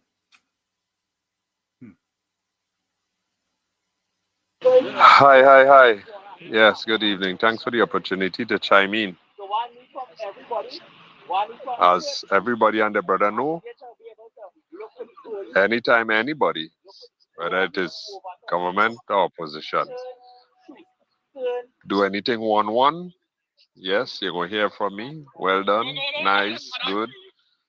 They do anything 3-3, Yeah, you go hear from me. Well done, good, nice. If you do anything too, you go hear from me too. Try not like the 6.5. If it good, you go hear good. If it bad, don't expect to hear good. Don't expect to hear good. All right, I like the idea of having more than just the teacher in school. But I'm wondering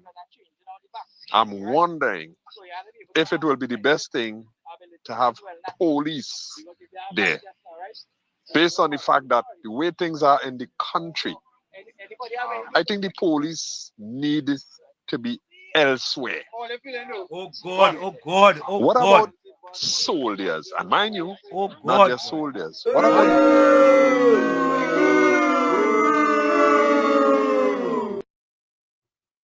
some positions there? And of course, they have their walkie, they have the radio, they have anything. So anything that is more than just one call. What about the MTS? The police, I feel the police are needed elsewhere. Elsewhere. I just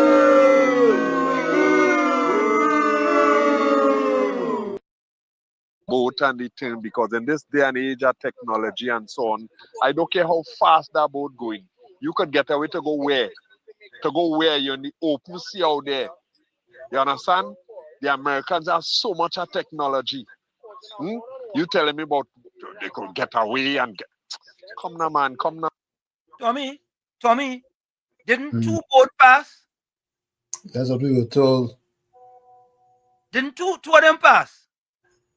We were told that. Okay, all right. Let me go on that premise. We were told that 2 boat pass. Right?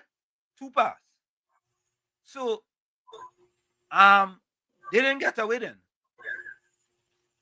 They were apprehended, right? If they passed, they didn't get away, they were apprehended.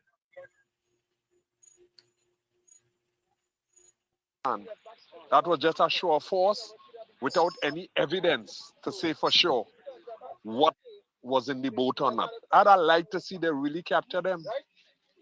And everybody now will be able to see what it had or what it didn't have, rather than have to listen to somebody saying it had X, Y, and Z, and the others following suit and saying, yeah, it X, and you see, you were there, you see anything? And they said Saddam had weapons of mass destruction too. You see any? You see any? Last but not least. Tommy, so the boat we saw in the picture was AI, right? No, they No, did it was blow the. AI. There's no question the boat was blown up because evidence is washing up on the shores. No, Tommy, it was AI. Our boat was blown up. There's evidence washing up on the shores. But you listen to this PNM with his tutu on. You listen to him with his PNM red tutu and he red sunglasses, right? And he red contact lenses and he red socks. You listen to him? Oh, Godfather. Do I have to play the rest of this, Tommy? See that traffic situation? It needs to get some special attention. And of course, I have no problem in trying to come up with ideas and suggestions. The bus route, priority bus route, I believe it is underutilized. And I'm suggesting that they give some consideration to probably certain days, Monday, Tuesday, Monday, Wednesday, Friday, something like that. And open it up for a certain period or certain license plate number on those days to help with the traffic situation going east to west, especially. Also west to east. But I feel that area could help with the traffic because that bus route is underutilized. I mean, it's so disappointing. While I training, I am seeing how many people getting pulled over and it's $2,000 and then people still going on the bus route, still going on the bus route, But I hope that it is something that somebody could look at and see how, if you had to even charge a little toll or something, All right? So these are my suggestions. Go ahead.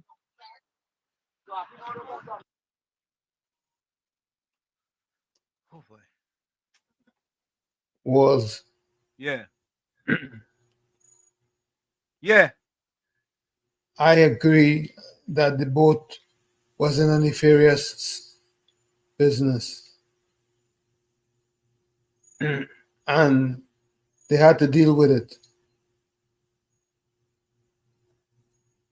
They had to deal with it. As far as the other two boats that passed, as far as I'm concerned, that's just talk, because we have enough equipment and eyes in the sky that we could have tracked them other two boats that passed and know exactly where they were going. Satellites are up there that you can review the footage of and see exactly what happened to those two boats that passed.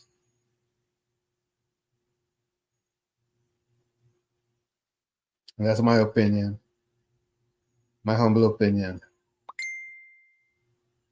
All right. So before I play the video on the screen, this is what happened today at school, right? So I would take you just to show you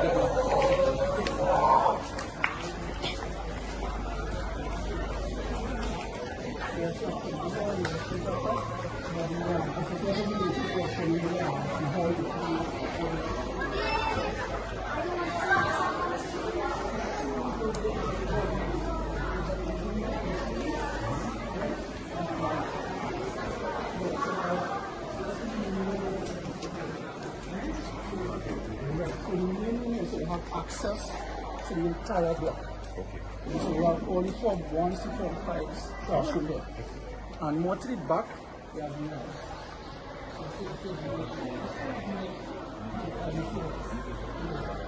exactly. Downstairs, upstairs. Yeah. So you are the one to open the room and stuff like that.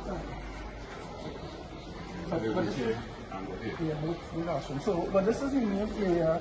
So you notice on the wall we have the classroom table. So now we have assembly here. Because when you close your school, you start to have the house on the floor. That's why you open here. So this will be the main hub behind the polling. Yes, all the activities. Correct. Form 1 to Form 5 is the entire time.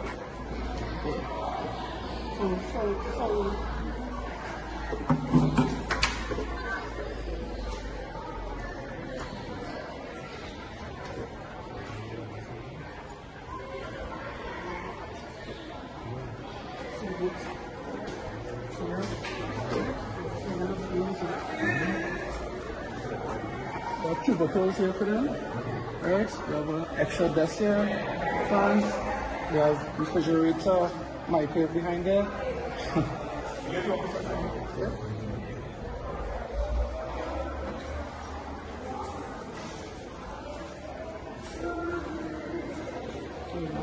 So these are one of the cubicles you'll be using, right? Also have the refrigerator.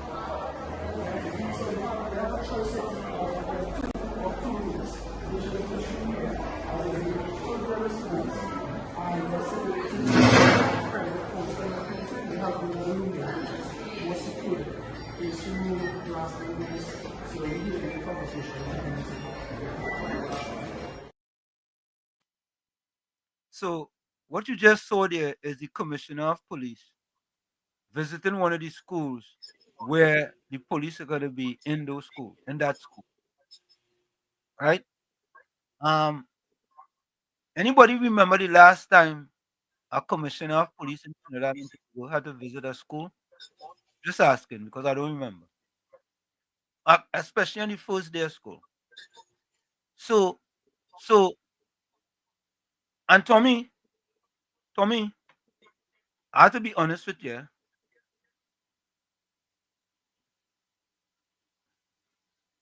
Go ahead.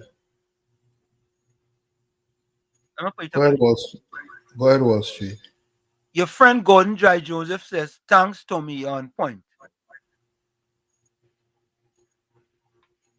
I'll leave that there.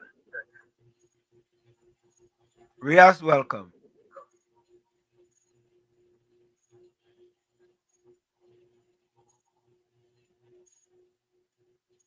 Caribbean Soul says, does Gordon know what is SRP?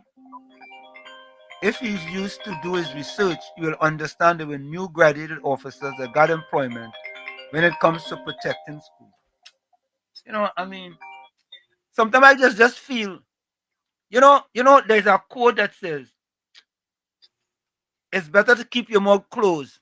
How do you finish that, Tommy? What is that one again? And let them think you're a fool than to open it and verify such. Okay, thank you very much. Let me say hello to Gordon Dry Ginger. Caller, welcome. Hey, good night, thank you, Mr. Anson. Mr. Tommy, everyone are going to be quick. Mr. Anson, don't let that vein pop in the head, don't worry, that man. But Mr. Tommy, a shock at you is a man have a wealth of knowledge.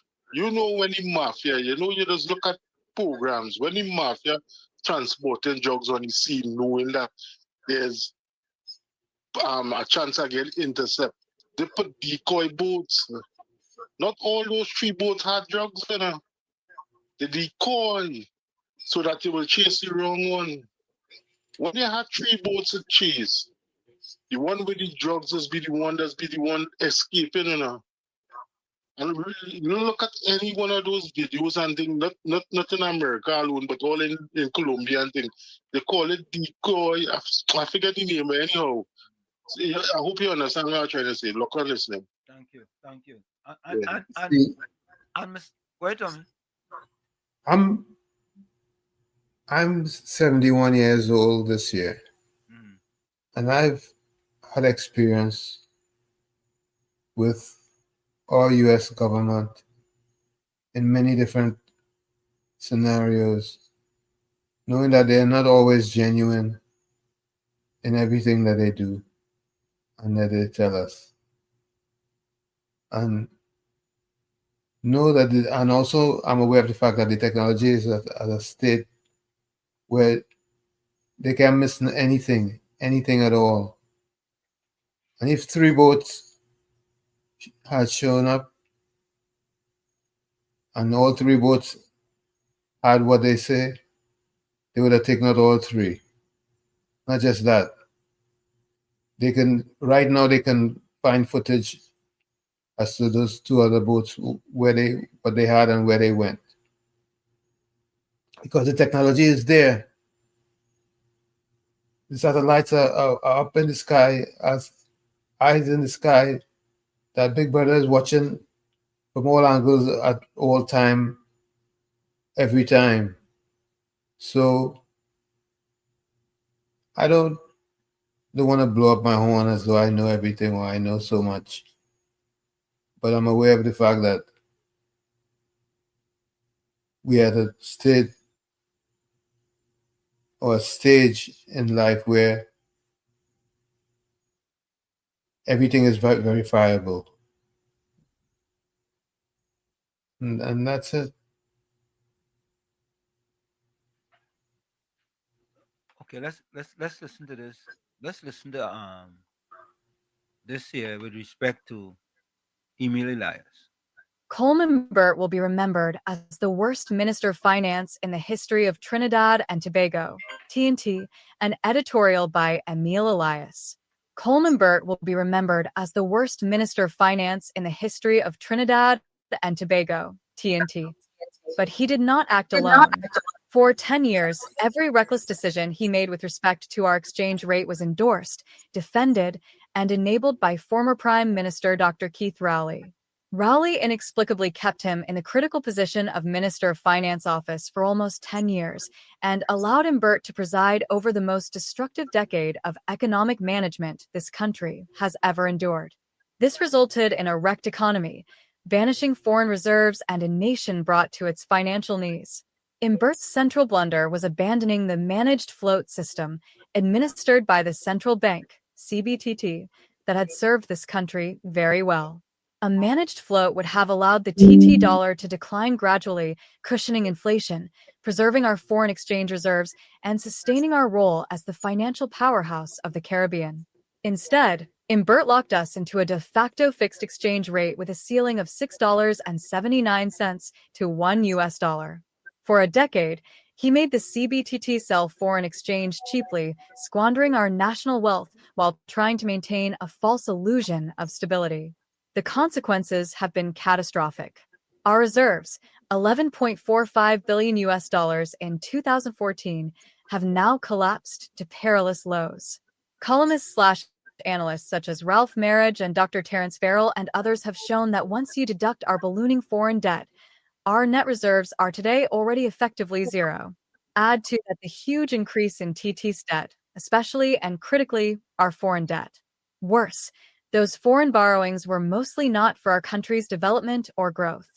They were largely used to paper over the cracks and keep up appearances of available foreign reserves.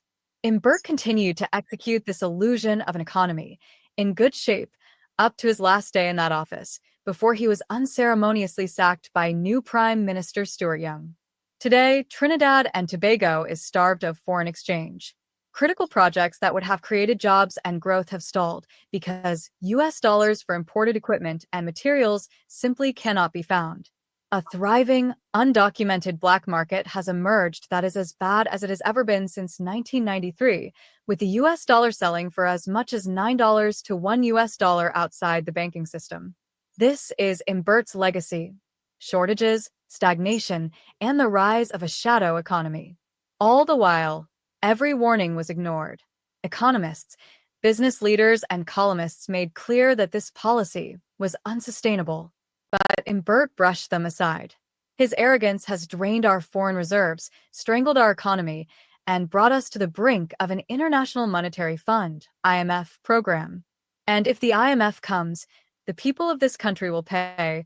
Cuts in government spending, mass unemployment, reduced transfers and subsidies, higher water and electricity rates, and forced devaluation. That is the bitter medicine inherited by the new government, who must now... But Tommy, this guy didn't know all of this for the last 9.5 years. Nope. He didn't know all these problems for the 9.5 years, but you see, he was eating at the trough, so he was silent. Because he's a really good friend, you know. Of course. They said that, you know. They said it, you know. Right?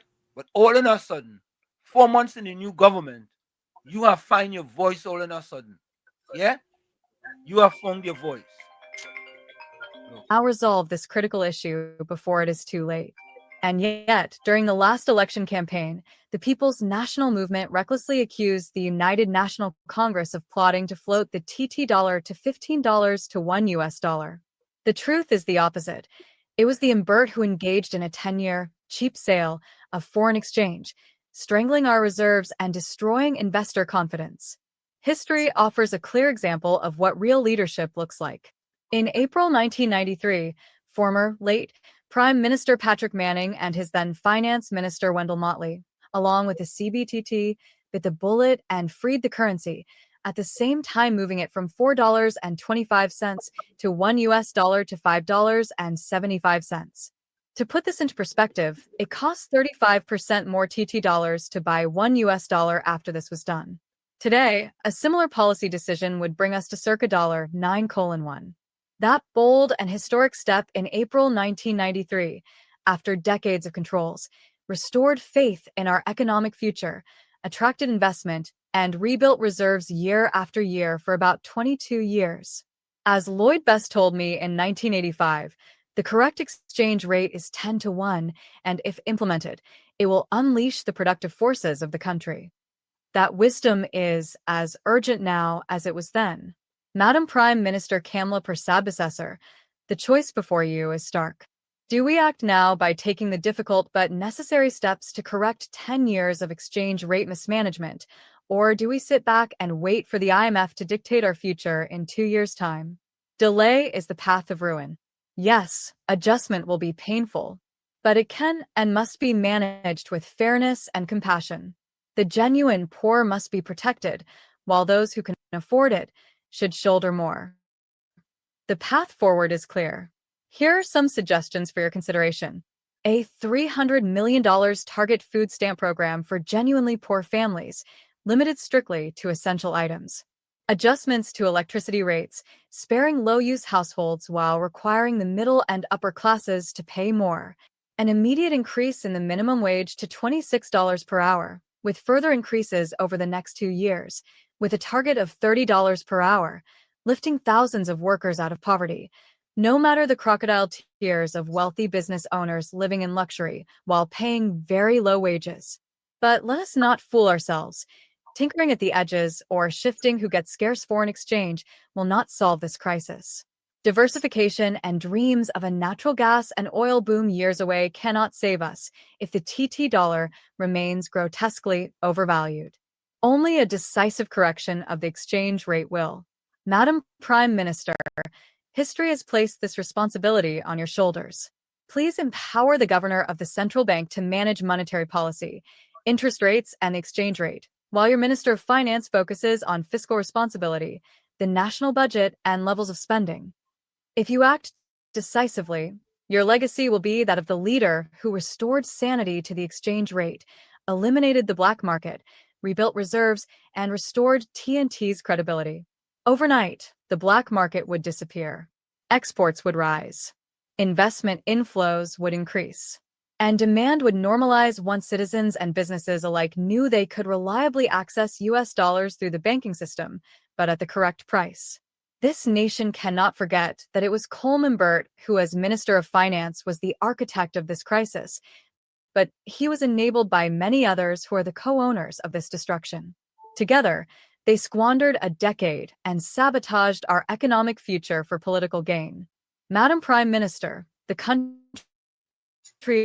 is watching. Please act with courage, honesty, and foresight. Save TNT. Move the rate to $9 to $1 now. You see how them fellas is Set up. disingenuous, but yeah, Set up. yeah, set up. Yeah. You saw them disingenuous 9.5 years, boy. Them fellas sit on there because they were happily we rewarded as 1% contractors. But now, 4 months, you talking about going to value the dollar and all kind of thing. KFC come. Hi, good afternoon, Mr. Wall Street. Good afternoon. And then I don't go to me. See a bunch of smart men. He come out, Mr. Elias. He come out. He partner not there no more, so he could talk now. Rolling out there. No. Rolling the love. You see the kind of skill Rolling love? He come on through Juki person at the bus. Well, the time could have made them the value no dollar. Them fellas had the money no, Mr. Wall Street, all the money there, you know. You see force are coming flying high. Everything coming out now, when you see the money, and you say, Columbus said, no money. Them are all the money. And Mr. Wall Street, Uncle Tommy trying to tell you not sign every United States of America, because you know what United States of America give, you know. He pick a side. Yeah, he said Venezuela. He said Donald Trump, because you know United States of America are a bunch of smart people. Tommy, you get a pallet to back here, boy, go with Joseph, boy. And go on back. Yeah, man. Where we going? Joseph supporting your I say, I stand alone. Yeah. So, folks, we're gonna take that break. It's individual. Tommy, them fellas I'm good enough, boy. 9.5 years, you sit on there, boy. And you ain't say nothing. All of a sudden, you want to come and give the Prime Minister advice now? Why you didn't get Rowley the advice? Why you didn't get Rowley the advice, Tommy? He was there for 9.5 years. 9.5 years. He was like everybody else. Nobody said a word.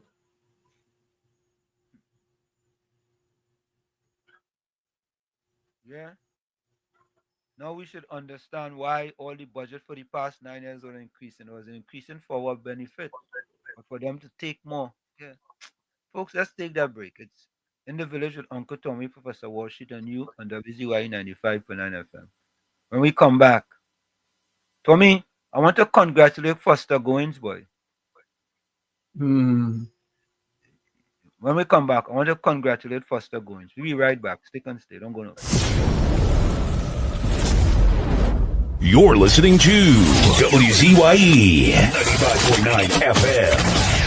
You are listening to WZYE 95.9 FM, the most influential name in Caribbean radio in the tri-state area. Broadcasting from East Orange, New Jersey, the most influential name in Caribbean radio, WZYE 95.9 FM. Welcome to WZYE TV 95.9 FM. We come to you every Monday, Tuesday, and Thursday from 7 to 10 p.m. And on Sunday from 1 to 4 p.m. on Let's Talk Politics. Like, share and subscribe to keep up to date with reality affecting your life, and as we always say, we bring the truth, the whole truth and nothing but the truth. You're tuned to WZYE, the heartbeat of unfiltered truth. We're more than a station, we're a movement, grounded in facts, driven by integrity, committed to progress. We don't chase headlines, we create them. Decoding politics and current affairs to question power, not cozy up to it. From Laventille to Scarborough, whether you're in your living room or your commute, this is where perspectives collide, divides dissolve, and tomorrow's conversations start today. WZYE, we originate, not imitate. Fire! Fire! Fire! Fire! Fire! Fire! Laid to rest, laid to rest, laid to rest, laid to rest. It's alleged, it's alleged, it's alleged, it's alleged. Hey, tell them Kamala say, PNM dead. Petrochen workers say, the party dead, dead, dead. Bubba billions missing from the treasury. Corruption with taxpayers' money. The end is here. Security. PNM dead. Hey, tell them Munilal say PNM dead. Even the 1% say the party dead, dead, dead. They support us mourning and crying. Funeral arrangements they making. The DMO leaving. PNM dead. Condolences to the Balize. SIEP. No more pale pale. The rising sun is ready to govern Trinidad and Tobago for a brighter tomorrow. One, restart the economy. Two, health sector immediate victory. Abolish crime, put sports on the front line. Oh, every pipe must have water. 5, roads smooth as 6. Provide people with work. UNC and making jokes. Tell them drilling say PNM dead. Social media say the party dead, dead, dead. The registered party members in pain. Scarborough to put a spin. Inside sources say PNM dead. Tell them Arnold say PNM dead. Police, army and prison say the party dead, dead, dead. Election night flambeau burning steady. The casket was on the hearse ready. Read the red eulogy. PNM dead, dead, dead. Tell them Kamala say PNM dead. Some of the members say the party dead, dead, dead. When the carrot come leaders hear what's up. Seems like not one of them was in shock. Put them in one big box. PNM dead. Tell them Munilal say PNM dead. Teachers, doctors and nurses say the party dead, dead, dead. All the bad investments and fellas make. Investors not coming for the work. No more ice cream and cake. PNM dead, dead, dead. The red party showed no empathy for 18 babies and pipeline families.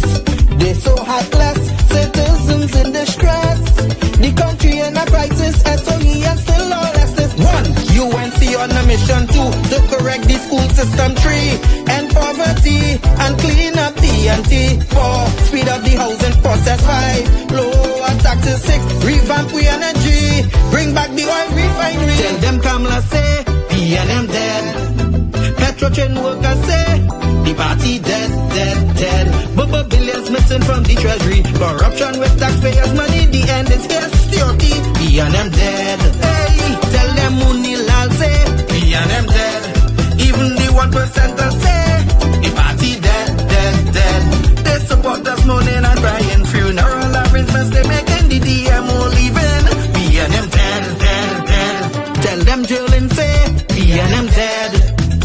Social media say the party dead, dead, dead. The registered party members in pain. Scarborough to put a spin. Inside sources say B&M dead. Tell them and you say B&M dead. Police, army and prison say the party dead, dead, dead. Election night flambeau burning steady. The casket closed and the hearse ready. Read the red eulogy. B&M dead, dead, dead.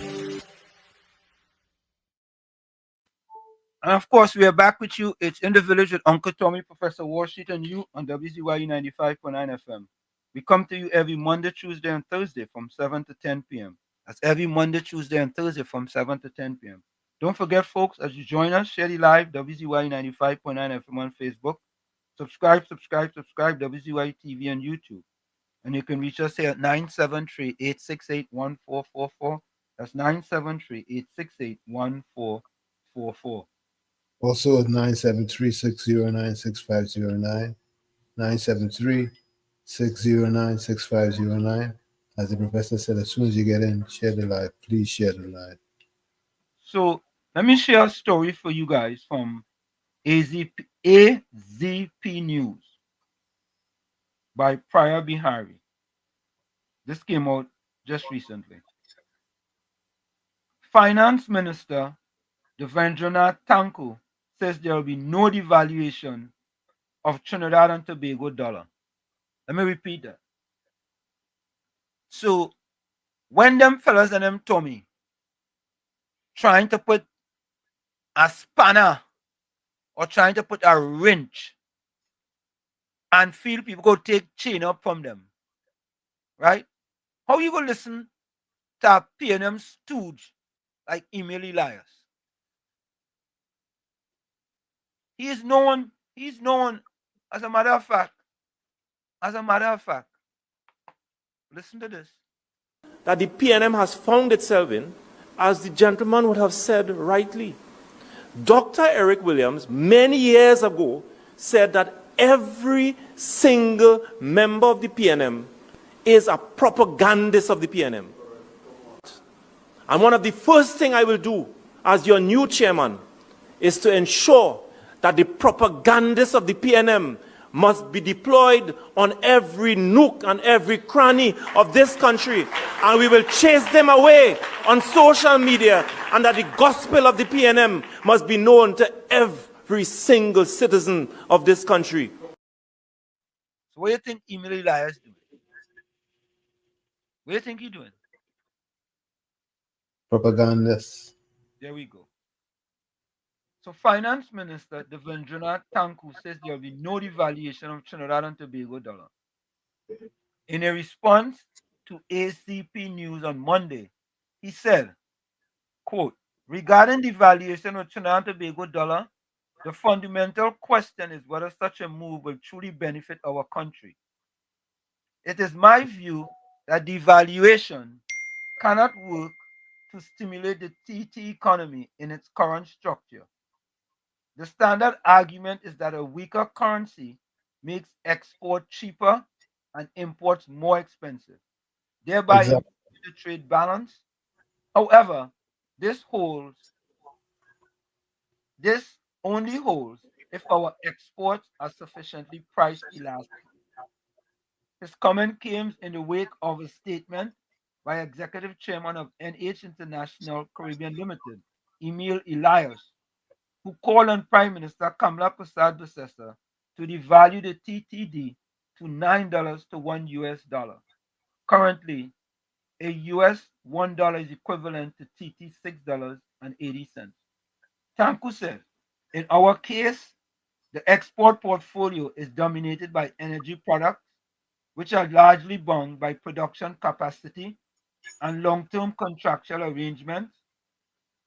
Non-energy exports remain relatively small and are themselves import intensive.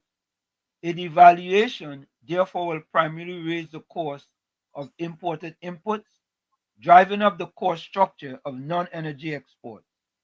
This means they will not become more competitive internationally.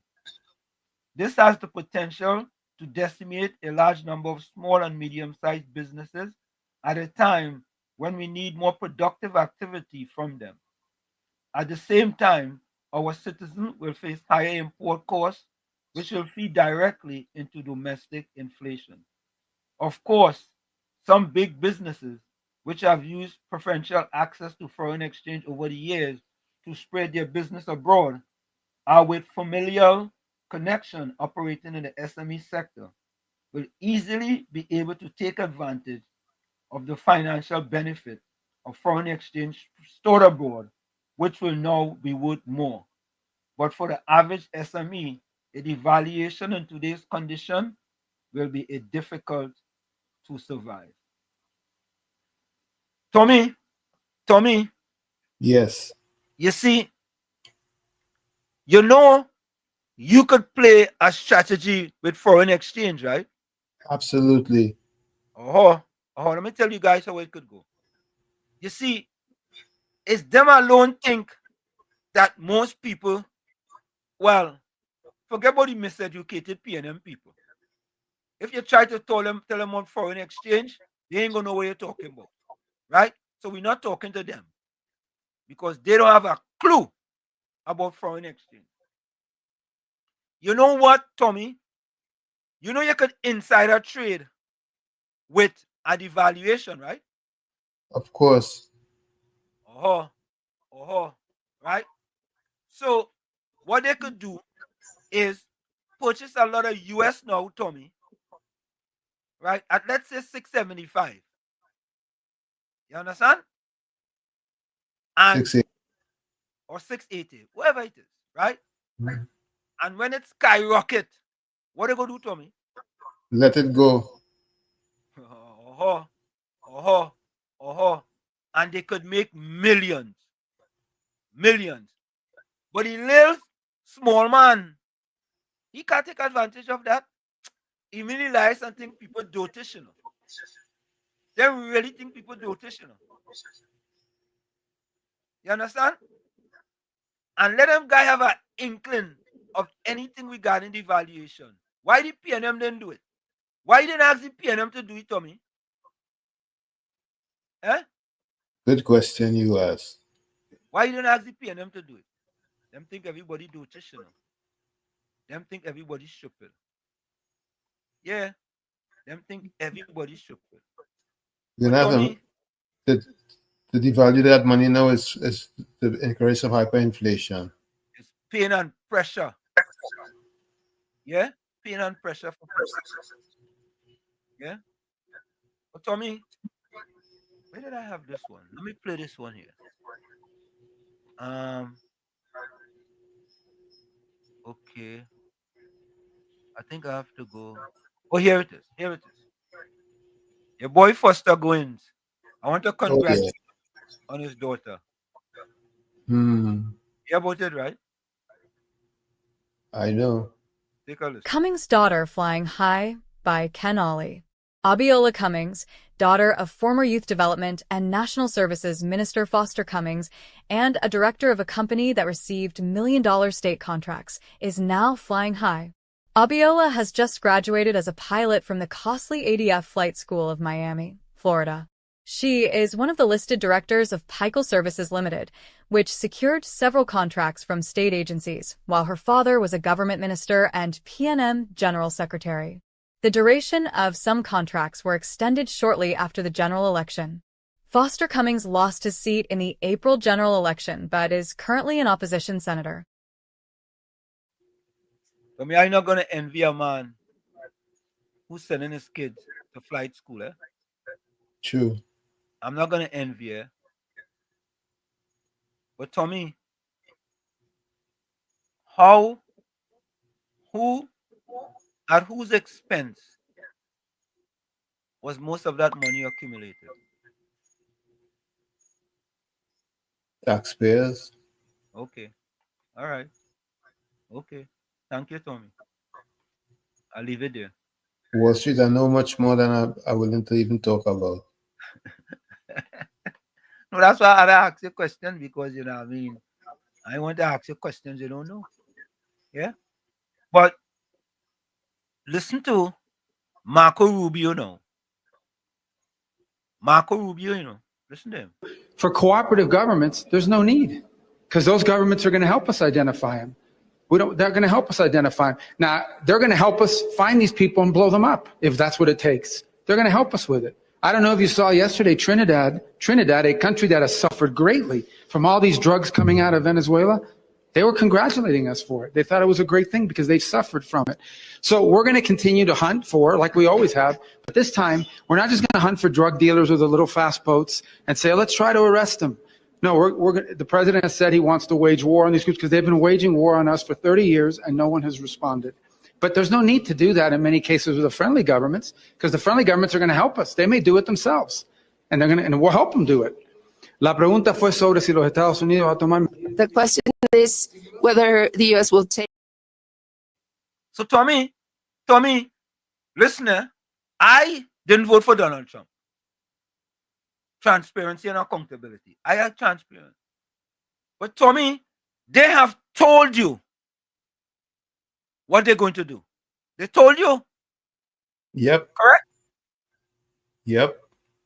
So if you go out there and you still take the chance and your 4-engine or 6-engine pirogue get blow up, how I go have compassion for you? And they told you ahead of time, you know. It's not like just sit back and say, well, boy, we ain't sure what we gonna do. You know, we ain't sure. You know, like when the PNM was in power, you know, them was going to gymnastics school. You know, them down the middle, them trying to make. The US told you. Let me play that again. Let me play that again. For cooperative governments, there's no need because those governments are going to help us identify them. They're going to help us identify them. Now, they're going to help us find these people and blow them up if that's what it takes. They're going to help us with it. I don't know if you saw yesterday, Trinidad, a country that has suffered greatly from all these drugs coming out of Venezuela. They were congratulating us for it. They thought it was a great thing because they suffered from it. So we're going to continue to hunt for, like we always have, but this time we're not just going to hunt for drug dealers with the little fast boats and say, let's try to arrest them. No, the president has said he wants to wage war on these groups because they've been waging war on us for 30 years and no one has responded. But there's no need to do that in many cases with the friendly governments because the friendly governments are going to help us. They may do it themselves and we'll help them do it. La pregunta fue sobre si los Estados Unidos va a tomar. The question is whether the U.S. will take. Hey, sounds straightforward to me. Many of us may not like it, but it's a war on drugs. And you cannot be like the West Indies when you're going on bat and you're pussyfooting and you're staying on there and you in the innings for 20 overs and you only score 5 runs. Nah. Them days done. Now, once you go out there, you're taking your life into your own hand. You're going to go out there and transport drugs. Simple. Plain talk, bad manners. Yep. It's that easy. Right? Yep. Tommy? I agree that you have to wage war. Reagan had waged war also. And he had Iran Contra bacchanal going on in the background. So I just hope that it's a genuine situation and not what we have seen in the past. Mr. Florida, welcome. Hey, good evening, Mr. Ansel, Mr. Tommy, and everyone. Mr. Tommy, these it's only 2 times you and I ever disagree. Eh? One was with Aisha Wells and this one. So, you know. So, but Mr. Tommy, I understand what you're saying, you know. But you see, the thing is, what we have to understand is that we know in the past with the Monroe Doctrine and all that, you know, there's propaganda spread, or it could be truth.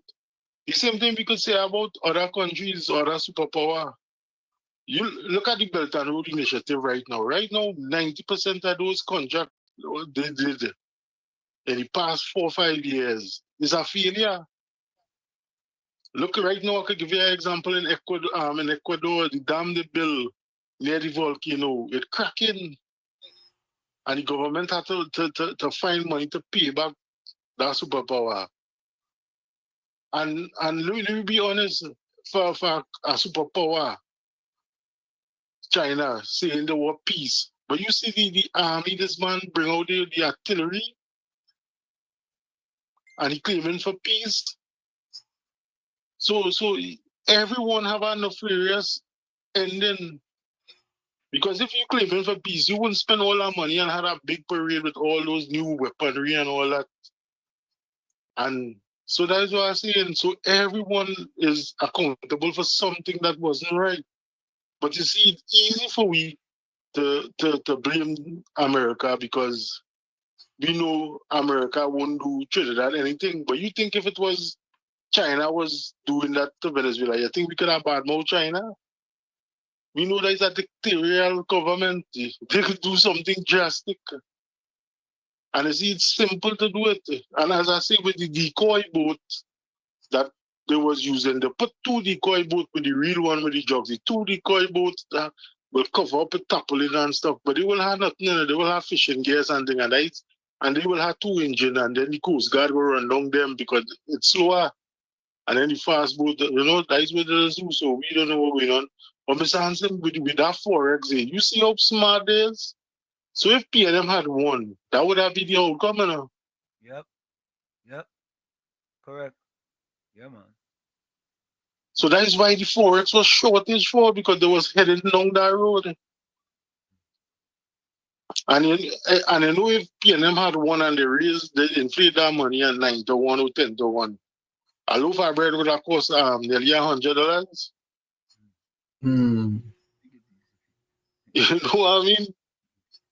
And it's crazy because I hope the population now who thinking that PNM was the way to go. I hope they understand what's going on now. When I look at that initiative, the police commissioner going in school to see how everything going. When they collect data, children will be able to go to school now and learn.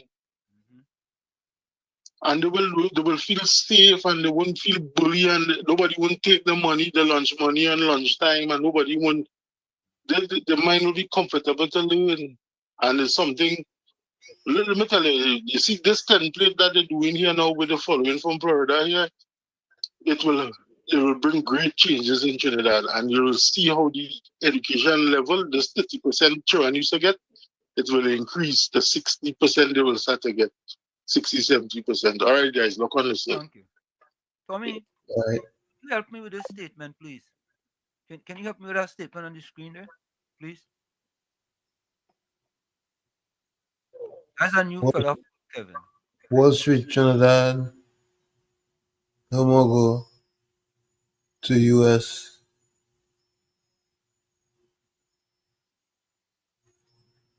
And hiding something to green card. What's that? I wonder if you related to Gordon Dryden. Because both of them is write the same thing, you know. Both of them, when you write things, you can't understand what them just write, you know. You understand? I mean, I ain't trying to belittle them or nothing, but, you know, here what to do, eh? Kevin and Dryden. Let me give all you advice, right? When all you write something, go to Google and ask Google, right? Is this correct? I'm giving all you a hint. Before all you put something in the chat, and we have to get people to translate for you. Because you know when you all come here, all you just learn. We are interested in helping you PNM people with all your miseducation. Because the miseducation by the PNM is real. I was part of it, you know. I went to junior secondary school. 3 years, you know. Half a day school. 4 hours a day. While the other people going to Fatima, St. Mary's, and QRC and Progressive and them going to school for 7.5 hours. 7 to 7.5 hours. When the week done, we went to school 20 hours. And when the week done, Tommy, Them go to school for like 37, 38 hours. Who is going to be left behind, Tommy, when time comes? That's school time. So people like Gordon, Dryden, Joseph, and Kevin, we have to help them because they've been miseducated for so long. We have to try and help them. So Kevin and Gordon, Dryden, I'm trying to help you all. I'm trying to help you all. What I'm going into now, I'm going into my teaching mode of trying to help you all. Before you all put something in the chat, copy it. Well, I think Gordon learned to learn Google now because he said he didn't used to use Google, but he learned to use Google now. Copy it, right? Paste it into Google. And at the beginning, ask Google, is this correct? And if it's not correct, they will correct it for you. Then you take that and you paste it in the chat. Okay? Just trying to help all you. That's all. I'm just trying to help all you. So I put on my teaching hat there. Yeah? So Gordon, Dryden, and Kevin. Yeah? Both of you all. Okay. So here is the next expose now. Tommy, did you see the one with boy, the things the PNM have done, it is just so unbelievable, It is unbelievable. I'm not gonna play this whole thing, I'm just gonna play part of it. But I want you all to listen to this. Listen to this, $15.6 million in HDC contracts. 15.6 million, Tommy. Yep, I saw it. 15.6 million in HDC contracts before April 20th general election. Yeah?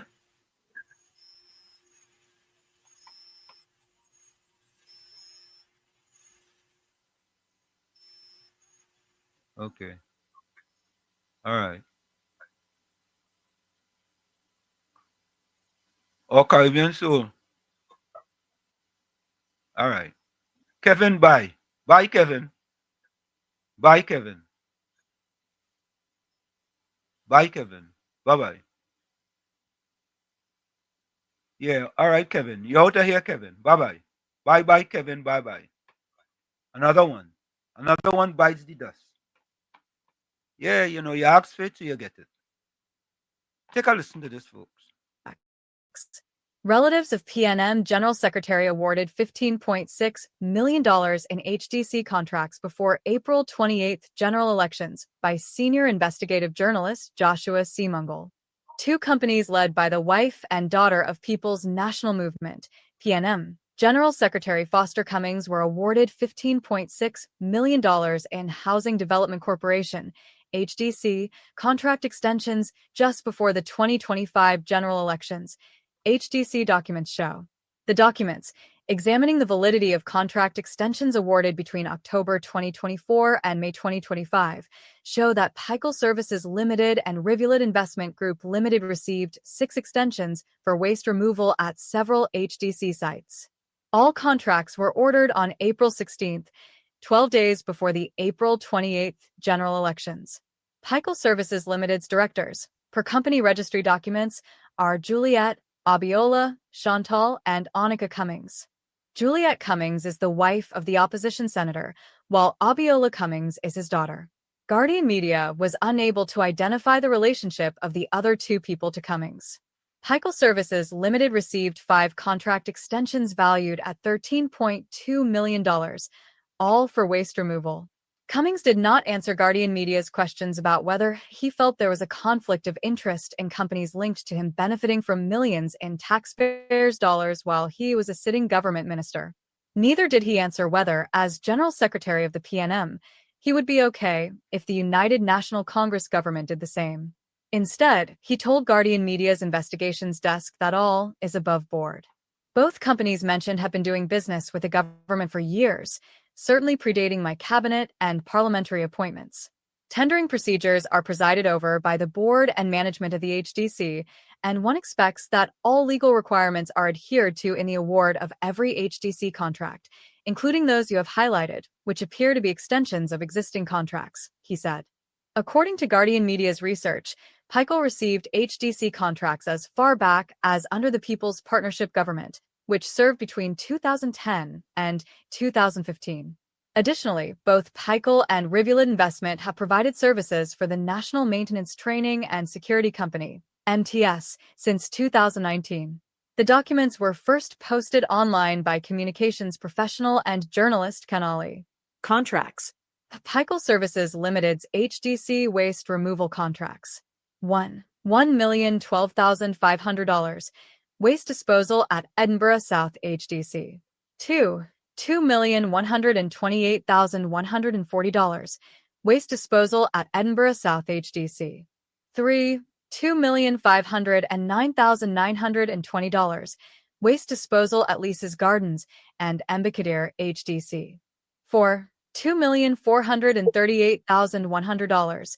Waste disposal at Maloney Gardens HDC. 5. $2,438,100. Waste disposal at Roystonia HDC, Couva North. According to company registry documents, the listed directors of Rivulet Investment Group Limited are also Juliet and Abiola Cummings. The company received one contract for waste removal. I can't get hard, not even with the blue pills. Will the salt trick work for me? All right, pay attention. If you're Group Limited's HDC waste removal contract. 1. $2,414,475. Waste disposal at Buenintento Phase 1 at Glenroy, HDC. According to the HDC document, for all 6 contracts, there were no tender types, while the costs exceeded the simplified procurement limit of $1 million. Pikel Services Limited also received HDC contracts for grass cutting, garbage collection, bulk waste collection, and disposal services between 2016 and 2017. In 2022, the contracts were all extended to December 31st, 2024. The contracts were as follows. A grass cutting for HDC's Edinburgh 500 West development. A grass cutting for HDC's Couva Exchange empty lots. Garbage collection at HDC's Edinburgh South housing development. Garbage collection contract for Block 38 to 43, Edinburgh South. Bulk waste collection and disposal services at HDC's 500 housing development, Lisa's Guards and Embicadere development. Integrity Commission. In keeping with the Integrity in Public Life Act, since coming into office, Cummings has declared his assets.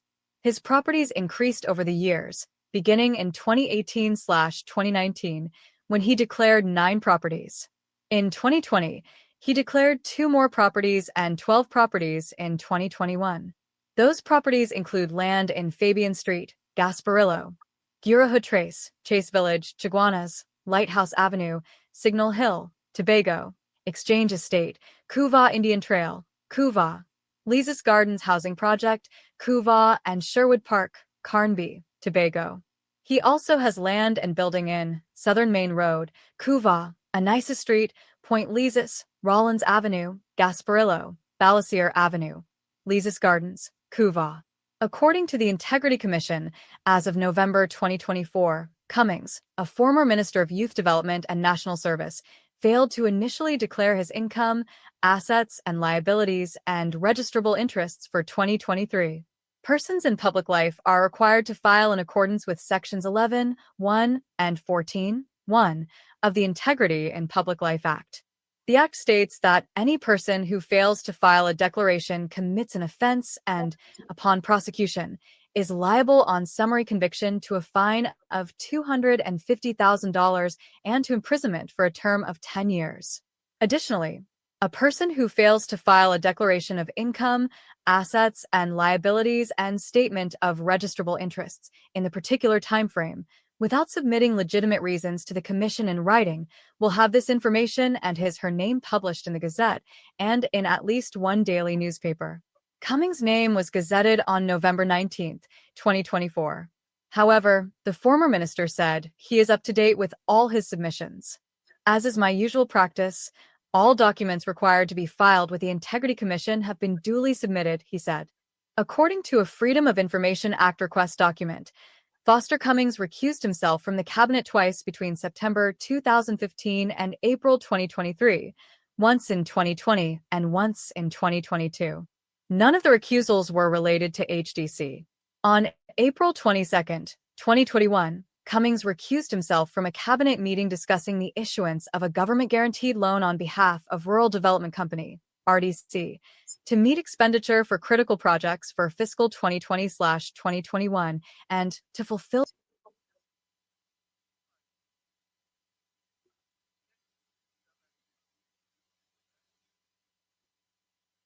Are you there? Wall Street. Yeah, sorry about that.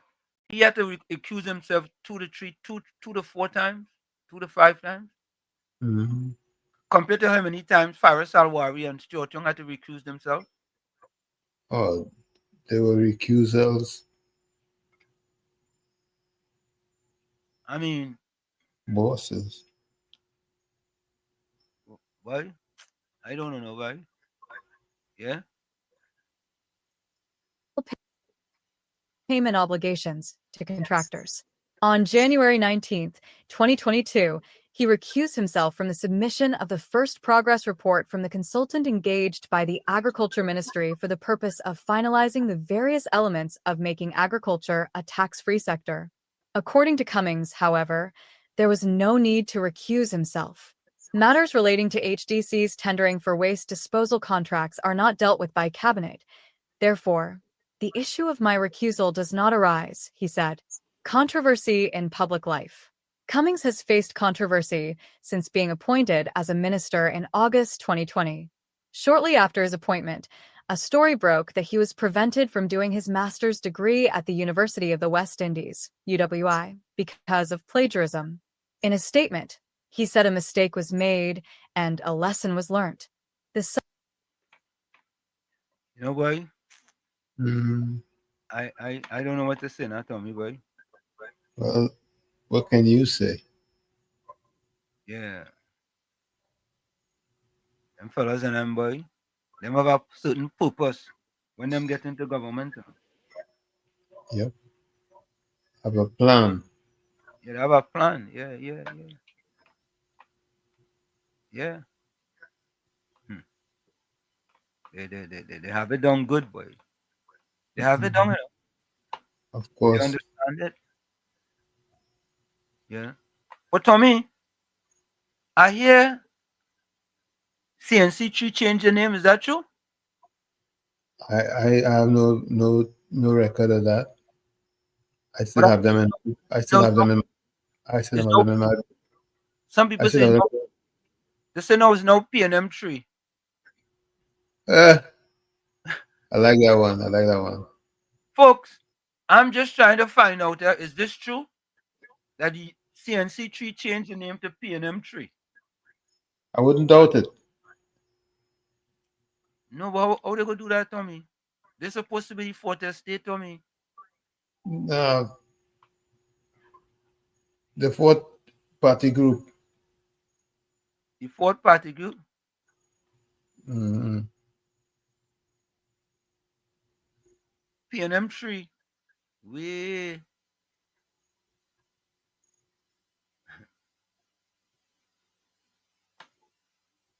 P&M3, boy?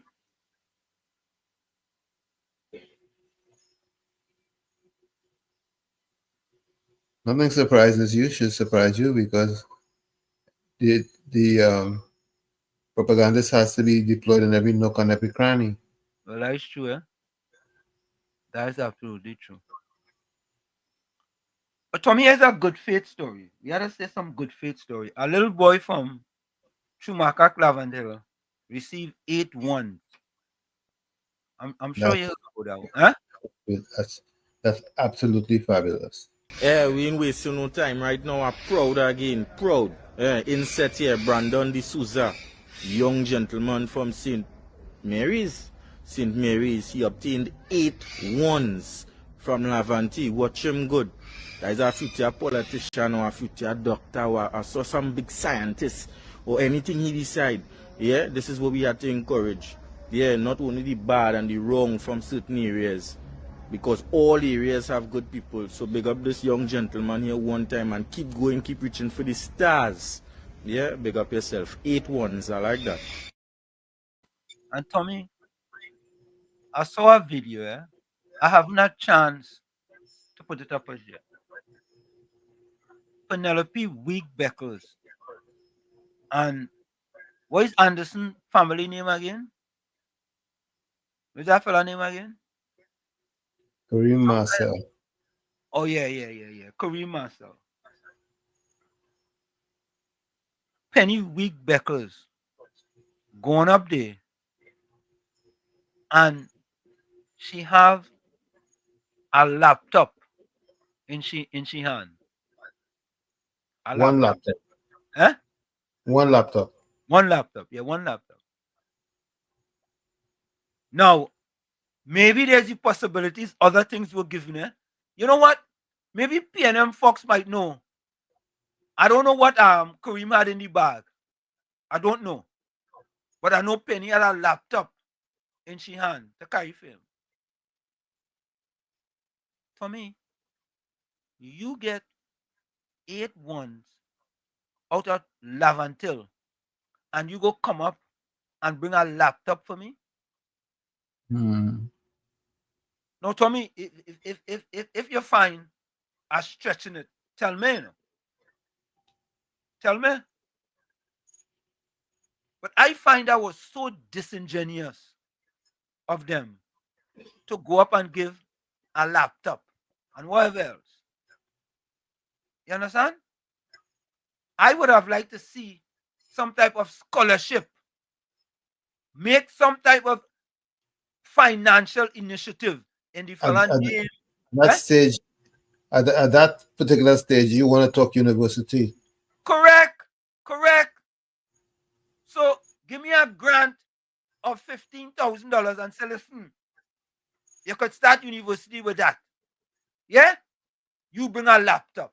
That's why I tell you, Penny weak. She weak. I tell her she like a platypus, a jellyfish, and an invertebrate. She has no stomach, she has no belly, and she has no spine. You going up there with a laptop. If I was the family, I would have thrown the laptop down the road. Serious. That should have been my family. I would have tell them, throw the laptop out behind them when they leave. Throw it after them. Yeah, Mr. Financial Guru, welcome. Yeah, Professor Wall Street. Yeah, good night. Hold on a second. Because I have your Professor Wall Street. I just wanted to call back because I just wanted to clarify 1 or 2 things. And I wanna big up Mr. Intellectual. Because I didn't see that connection where Emily Lyons, the man with the land gate, you remember land gate, right? Yeah. Land gate. The 5 million is not that it wasn't, it was land gate with Emily Lyons, his Northern Construction, and Rowley partner, who get locked up.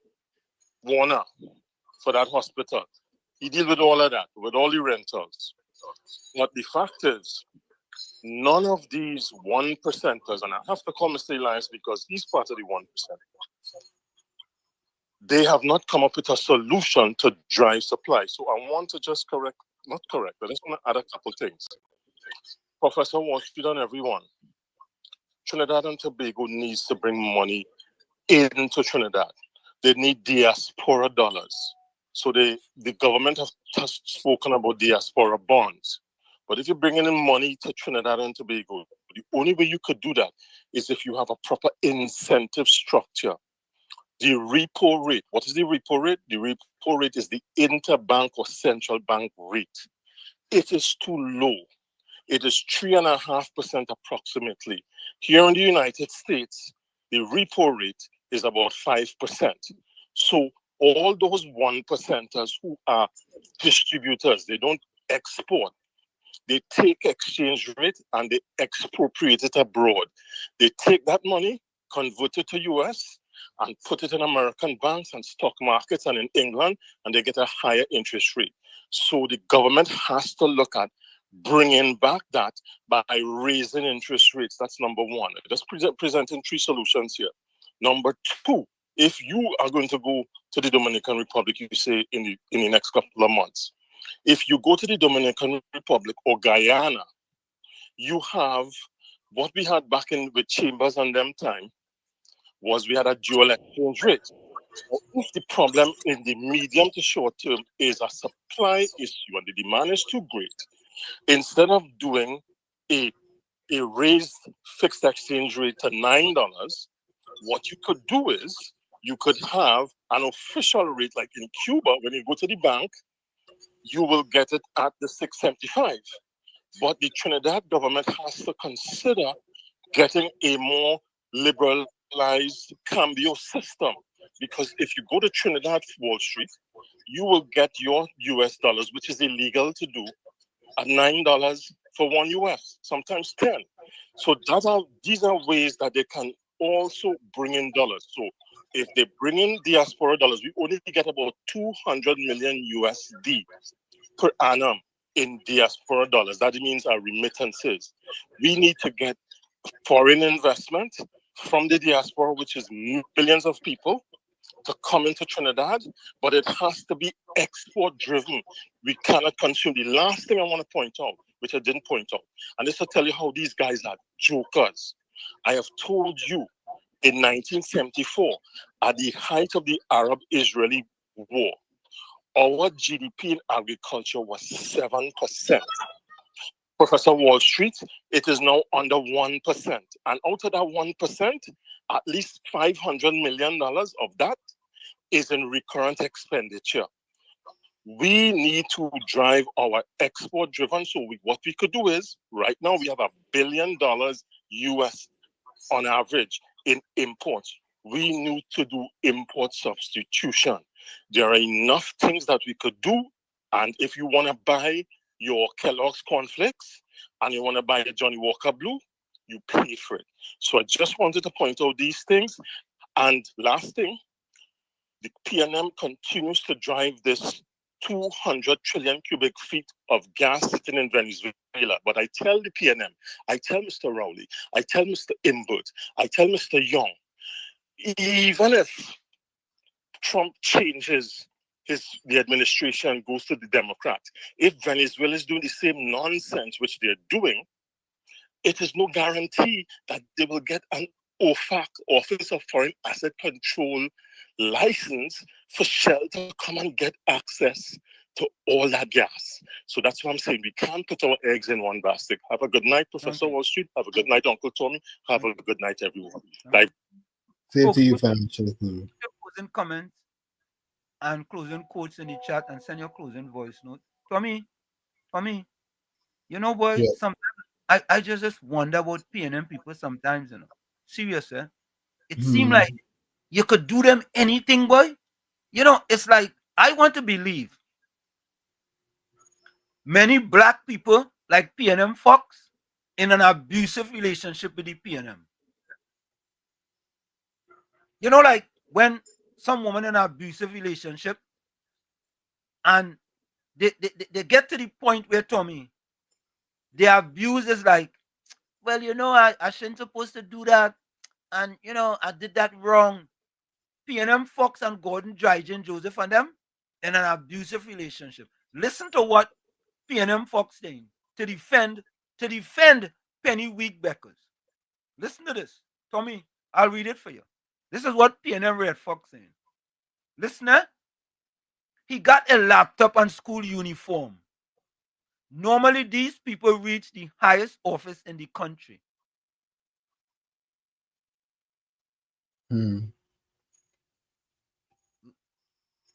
What are you talking about? The guy who got the 8 ones? Is that what he's saying? Yeah. Tommy, you get 8 ones, Tommy. And your reward from the PNM is a laptop and a uniform. Just imagine that now, Tommy. Sad.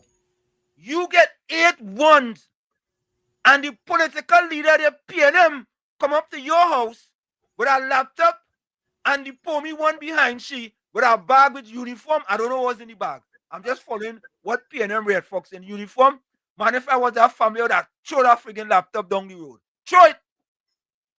And the uniform too. When they leave, I'd have throw it behind them. That is what they think of them. That is what they think of them. And mind you, Tommy, a constituency that have never forsaken the PNM. You get 8 ones, and all you can get is a laptop and a uniform. And PNM Fox supporting it. PNM Red Fox supporting it. PNM Red Fox, boy, all your boy. All your, it's sad, boy. All your sad.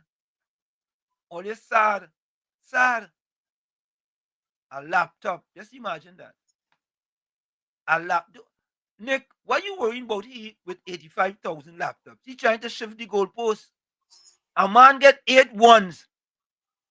And the PNM bring a laptop for them and a uniform. A laptop and a uniform. That should have been my family. Yeah? That should have been my family. Boy, I'd have thrown that laptop out there. It looked like they was up a hill, Tommy. Like she was walking up a hill with a laptop.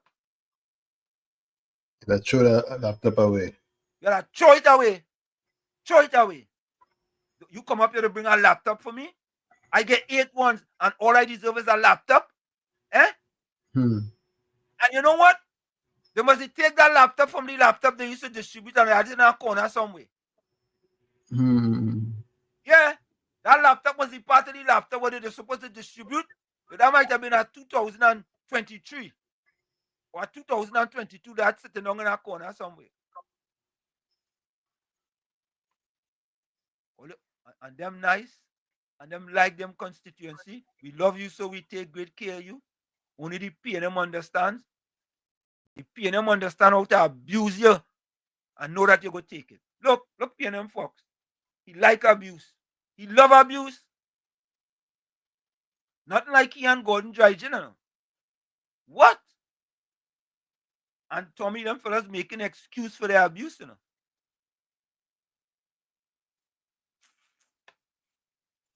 They like it so. They like it so. We free. They love it so. Let me take this voice. Closing comments. Give us closing comments. Well, that ship thing gone already. That ship sink. As a matter of fact, the ship sink. Yeah, because everybody and their brother know. Well, minus the 6.5%. That didn't have to go like that. Because of technology and the accuracy of these weapons. You could have taken all those engines and them and have these men, they're fishing for water. And you pick them up one by one. And there are questions to answer. Like providing is drug dealers, Providing is drug dealers, because we have no evidence yet that is the case. We know what we've been hearing. Okay, just like we hear Saddam Hussein. Yeah, Saddam Hussein had weapons of mass destruction. And look what happened. All right? And I'm very, very concerned about all these people you see they're bringing down here, because if they decide to invade, I'm thinking about the many lives that will be lost just for one thing. Just for one thing.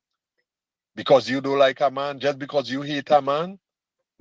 Just because the man's standing up against you. No matter what he's doing, he can't do it without. We have to allow it. So if we allow any stupidness to happen in our country, we're going to blame him for that. It's we have to fix with our borders. Yeah, we can't blame our next man for that. So come now, man. All you think now, don't just follow the crowd. Don't just follow the masses, because sometimes the M does be silent, All right? We could get this thing better than how it's going, All right? Good night.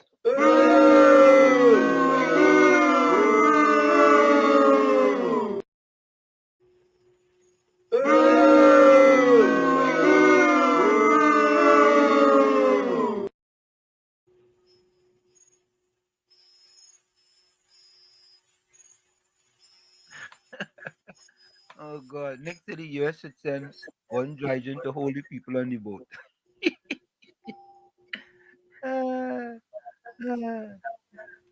Esmoot said someone did interview people from where the boatmen came, and they said it was cause they need to make $1. No, the the newspaper did say that they admit there was 11 guys from that area. There was 9, there was 8, and then there was 3 others. Yeah, correct. Yeah. So PNM Red Fox says, Uncle Ruckus, my older brother got 8 1s and 4 2s and got nothing from the government and end up with a PhD in accounting. Stop your nonsense. You see what I'm talking about, Tommy? You see what exactly what I'm talking about, Tommy? Them fellas okay with abuse. They okay with it and make excuses as to why they should be abused. Here's excuse. He making an excuse as to why it's acceptable for her to go up there with a laptop and a uniform.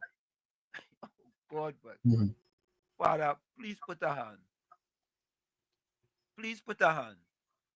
Please put a hand. And I'm surprised Gordon Dryden didn't address it too, because he will say the same thing what PNM Red Fox saying. Because them fellas are just regurgitate what each other saying. Tommy, but no, let me ask you the question. Do you have a problem with her going up there with a laptop and getting him a uniform? I think it should be plans for university for him. Nothing short of that. Nothing short of that. Nothing short of that. Come, give him a voucher for books for a year. Give him a voucher. Give him a scholarship. Right? PNM could use the 1% finances. Yeah?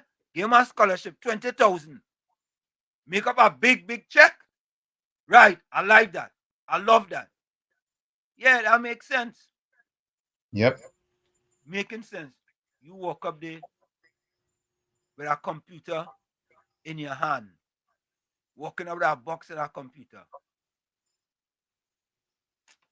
Penny, look, I don't know Penny, boy. Every day, you proving yourself to be weaker than just weak Penny, than just Penny weak Beckers. We gotta come up with another name, boy. Weak is too strong now. We gotta come up with that. What is that? I don't understand what this fella's saying. You're trying to do with Gordon Maloney what you did with Pastor Google. What are you talking about? And I don't know what them fellas will be talking about now. I don't know. Yeah, Nick, you're right. The PNM blamed the UNC for the last 10 years with the borders, Gordon Dryden. David Hope says it's time to start locking up all of them. You have any voice note, Tommy? I don't see any. Okay. Donald Alexander says, blessed and safe night to Professor Washington, Uncle Tommy, and all viewers.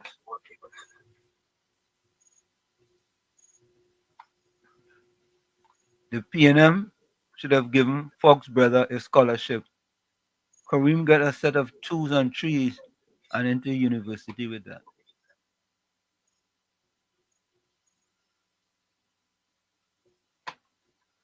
Gordon, Caribbean Soul says, Gordon living in a fairy world. He doesn't understand how cartel and terrorists work. Gordon feel they will snitch on their boss to provide them with work.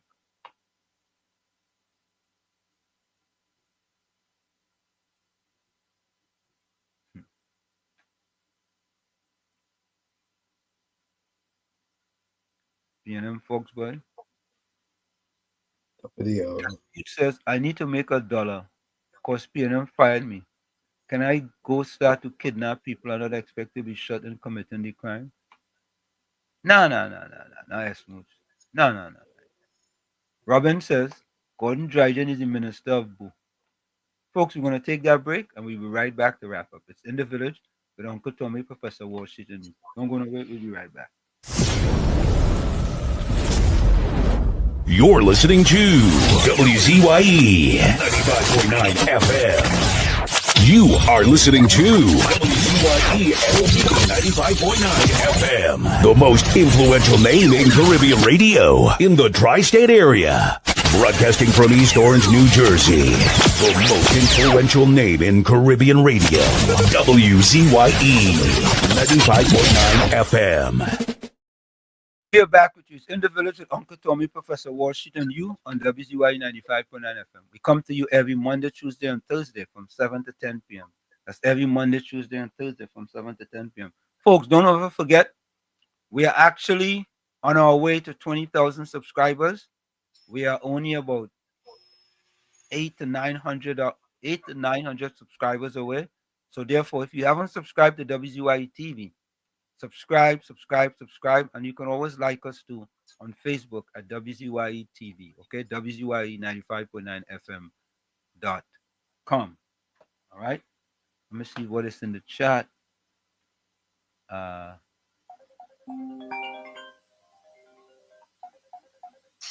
Mr. Florida, welcome.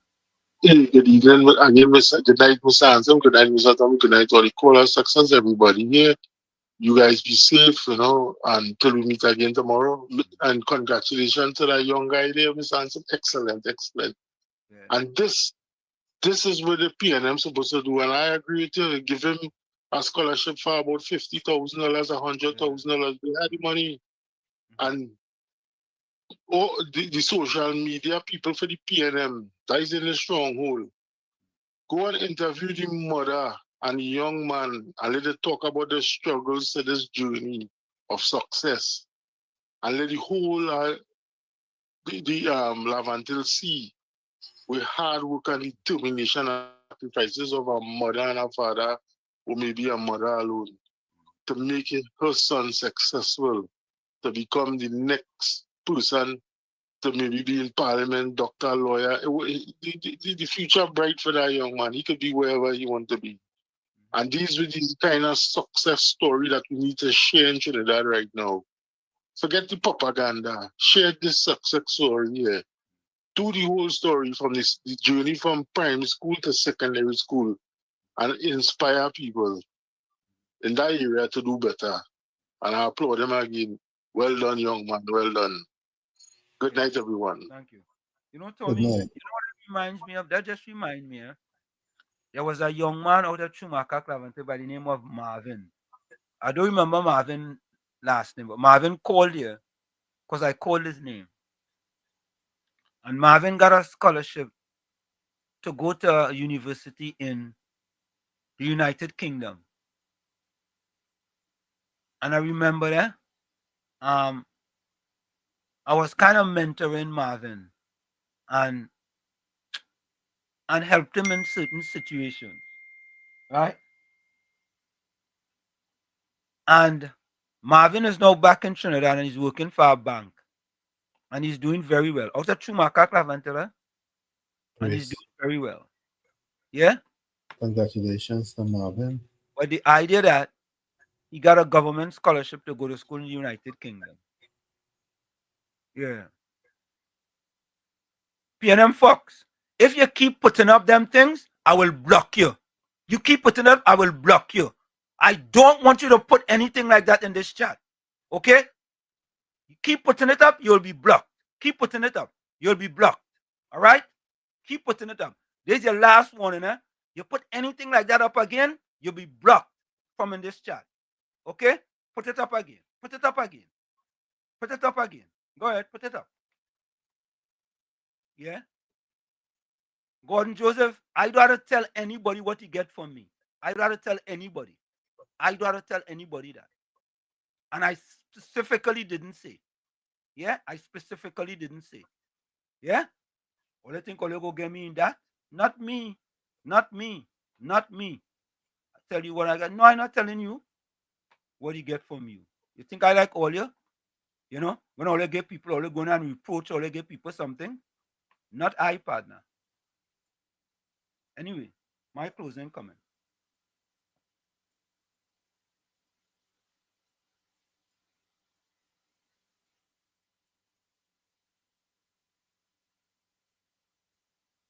Okay, hold on, Monty Steele said, Mr. LeBon, if the CXC students were given a laptop, I still wouldn't mind. But according to you all, while I might agree, he should still get the additional scholarship package though. Okay, okay, okay.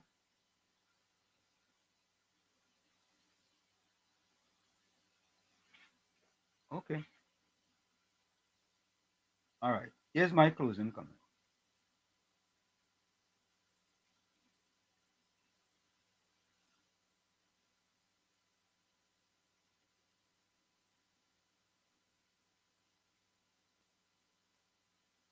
Himself, verse, the Lord himself, verse, the Lord himself goes before you and will be with you. He will never leave you nor forsake you. Do not be afraid. Do not be discouraged. Deuteronomy 31:8. There are days when everything feels too big. The problems, the uncertainties, the silence from God. You look ahead and all you see is a road full of doubts, full of closed doors. And your heart wonders, will I make it? But today, God reminds you, you are not alone. He has already gone ahead of you. He's already in that tomorrow that worries you so much, already working out the details you don't even know you'll need. He's taking care of things you can't even imagine, preparing answers, aligning the right people, moving what needs to be moved just to show you he's never left you. While you're trying to understand, God is already acting. While you're afraid, God is strengthening you. While you're thinking about giving up, God is already writing a new beginning. So lift your head, wipe your tears, and keep going. When God goes before you, never walk alone. Your story never ends where you thought it would. Verse. From where I sit, this is it. Fuck on the wall, so that's all I like to say, but I've got to remember. Hard work beats talent when talent does not work hard. And for every 60 seconds of anger, you lose 1 minute of happiness. Remember, your circumstances may determine who you are, but you are responsible for who you are. Go ahead, Tommy. My first is from Maya Angelou, and she says, you may not control all the events that happen to you, but you can decide not to be reduced by them. Again, you may not control all the events that happen to you, but you can decide not to be reduced by them. Like I always say, the man in the mirror, you must become that change you want to see. However, if you're looking at the mirror and you don't like what you see, you cannot blame the mirror. Never look down on a person unless you give them a hand up. Love you all. Be safe. Take good care. And we'll see each other tomorrow, God willing, right here in the village. Good night.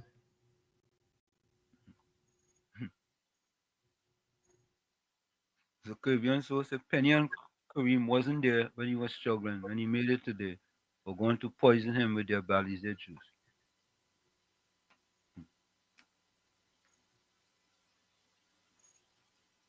Okay. Let me see if I have any closing quotes here.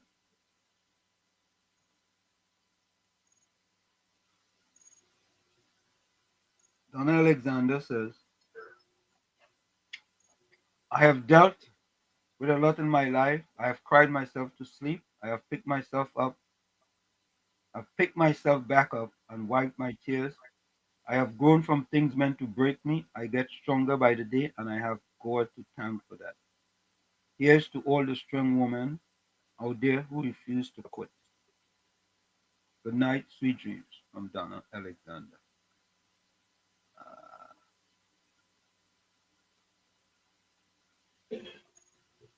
Okay, that's it. Let me go to the closing comments in the chat.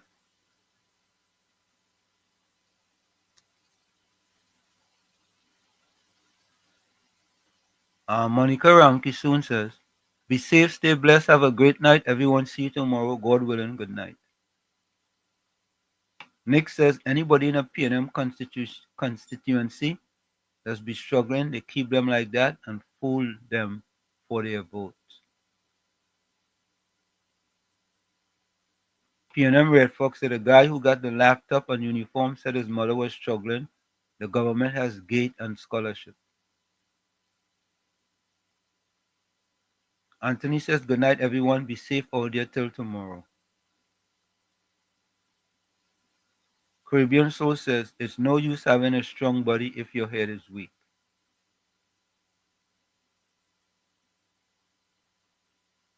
Nick says, the guy mother was struggling for years, but the PNM didn't know that. Didn't know them. They're trying to ride their backs now because of his success.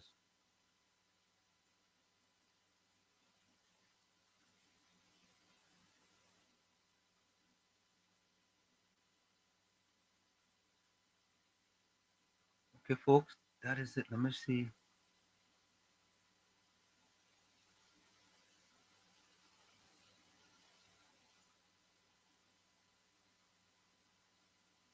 Yeah, PNM Red Fox, and not all help PNM give to poor people is made public. Really? Really? You believe that?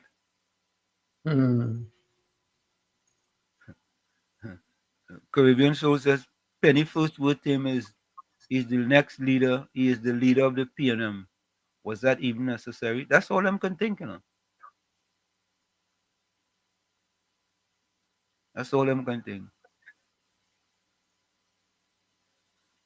Penny and Kareem found out about the student situation when he went public that he was struggling. Monty Steele said, Mr. LeBon, I appreciate your reply. What I also mean, he should get scholarship packages priced along with the computer, which I meant with mine with the laptop though. Okay, thank you. All right, folks, we are out of here. We see you on tomorrow, same WZYE time, same WZYE channel. You know, and think about that, eh? I sure if the UNC was to give that child some type of award, it would be no little laptop and uniform. It wouldn't be a laptop and a uniform. Yeah? If the UNC was to give him an award, it would not be a laptop and a uniform. Yeah? Agree. I agree. The PNM don't like poor black people. They don't like black people. We out of here. See you. When UNC wins, everybody wins.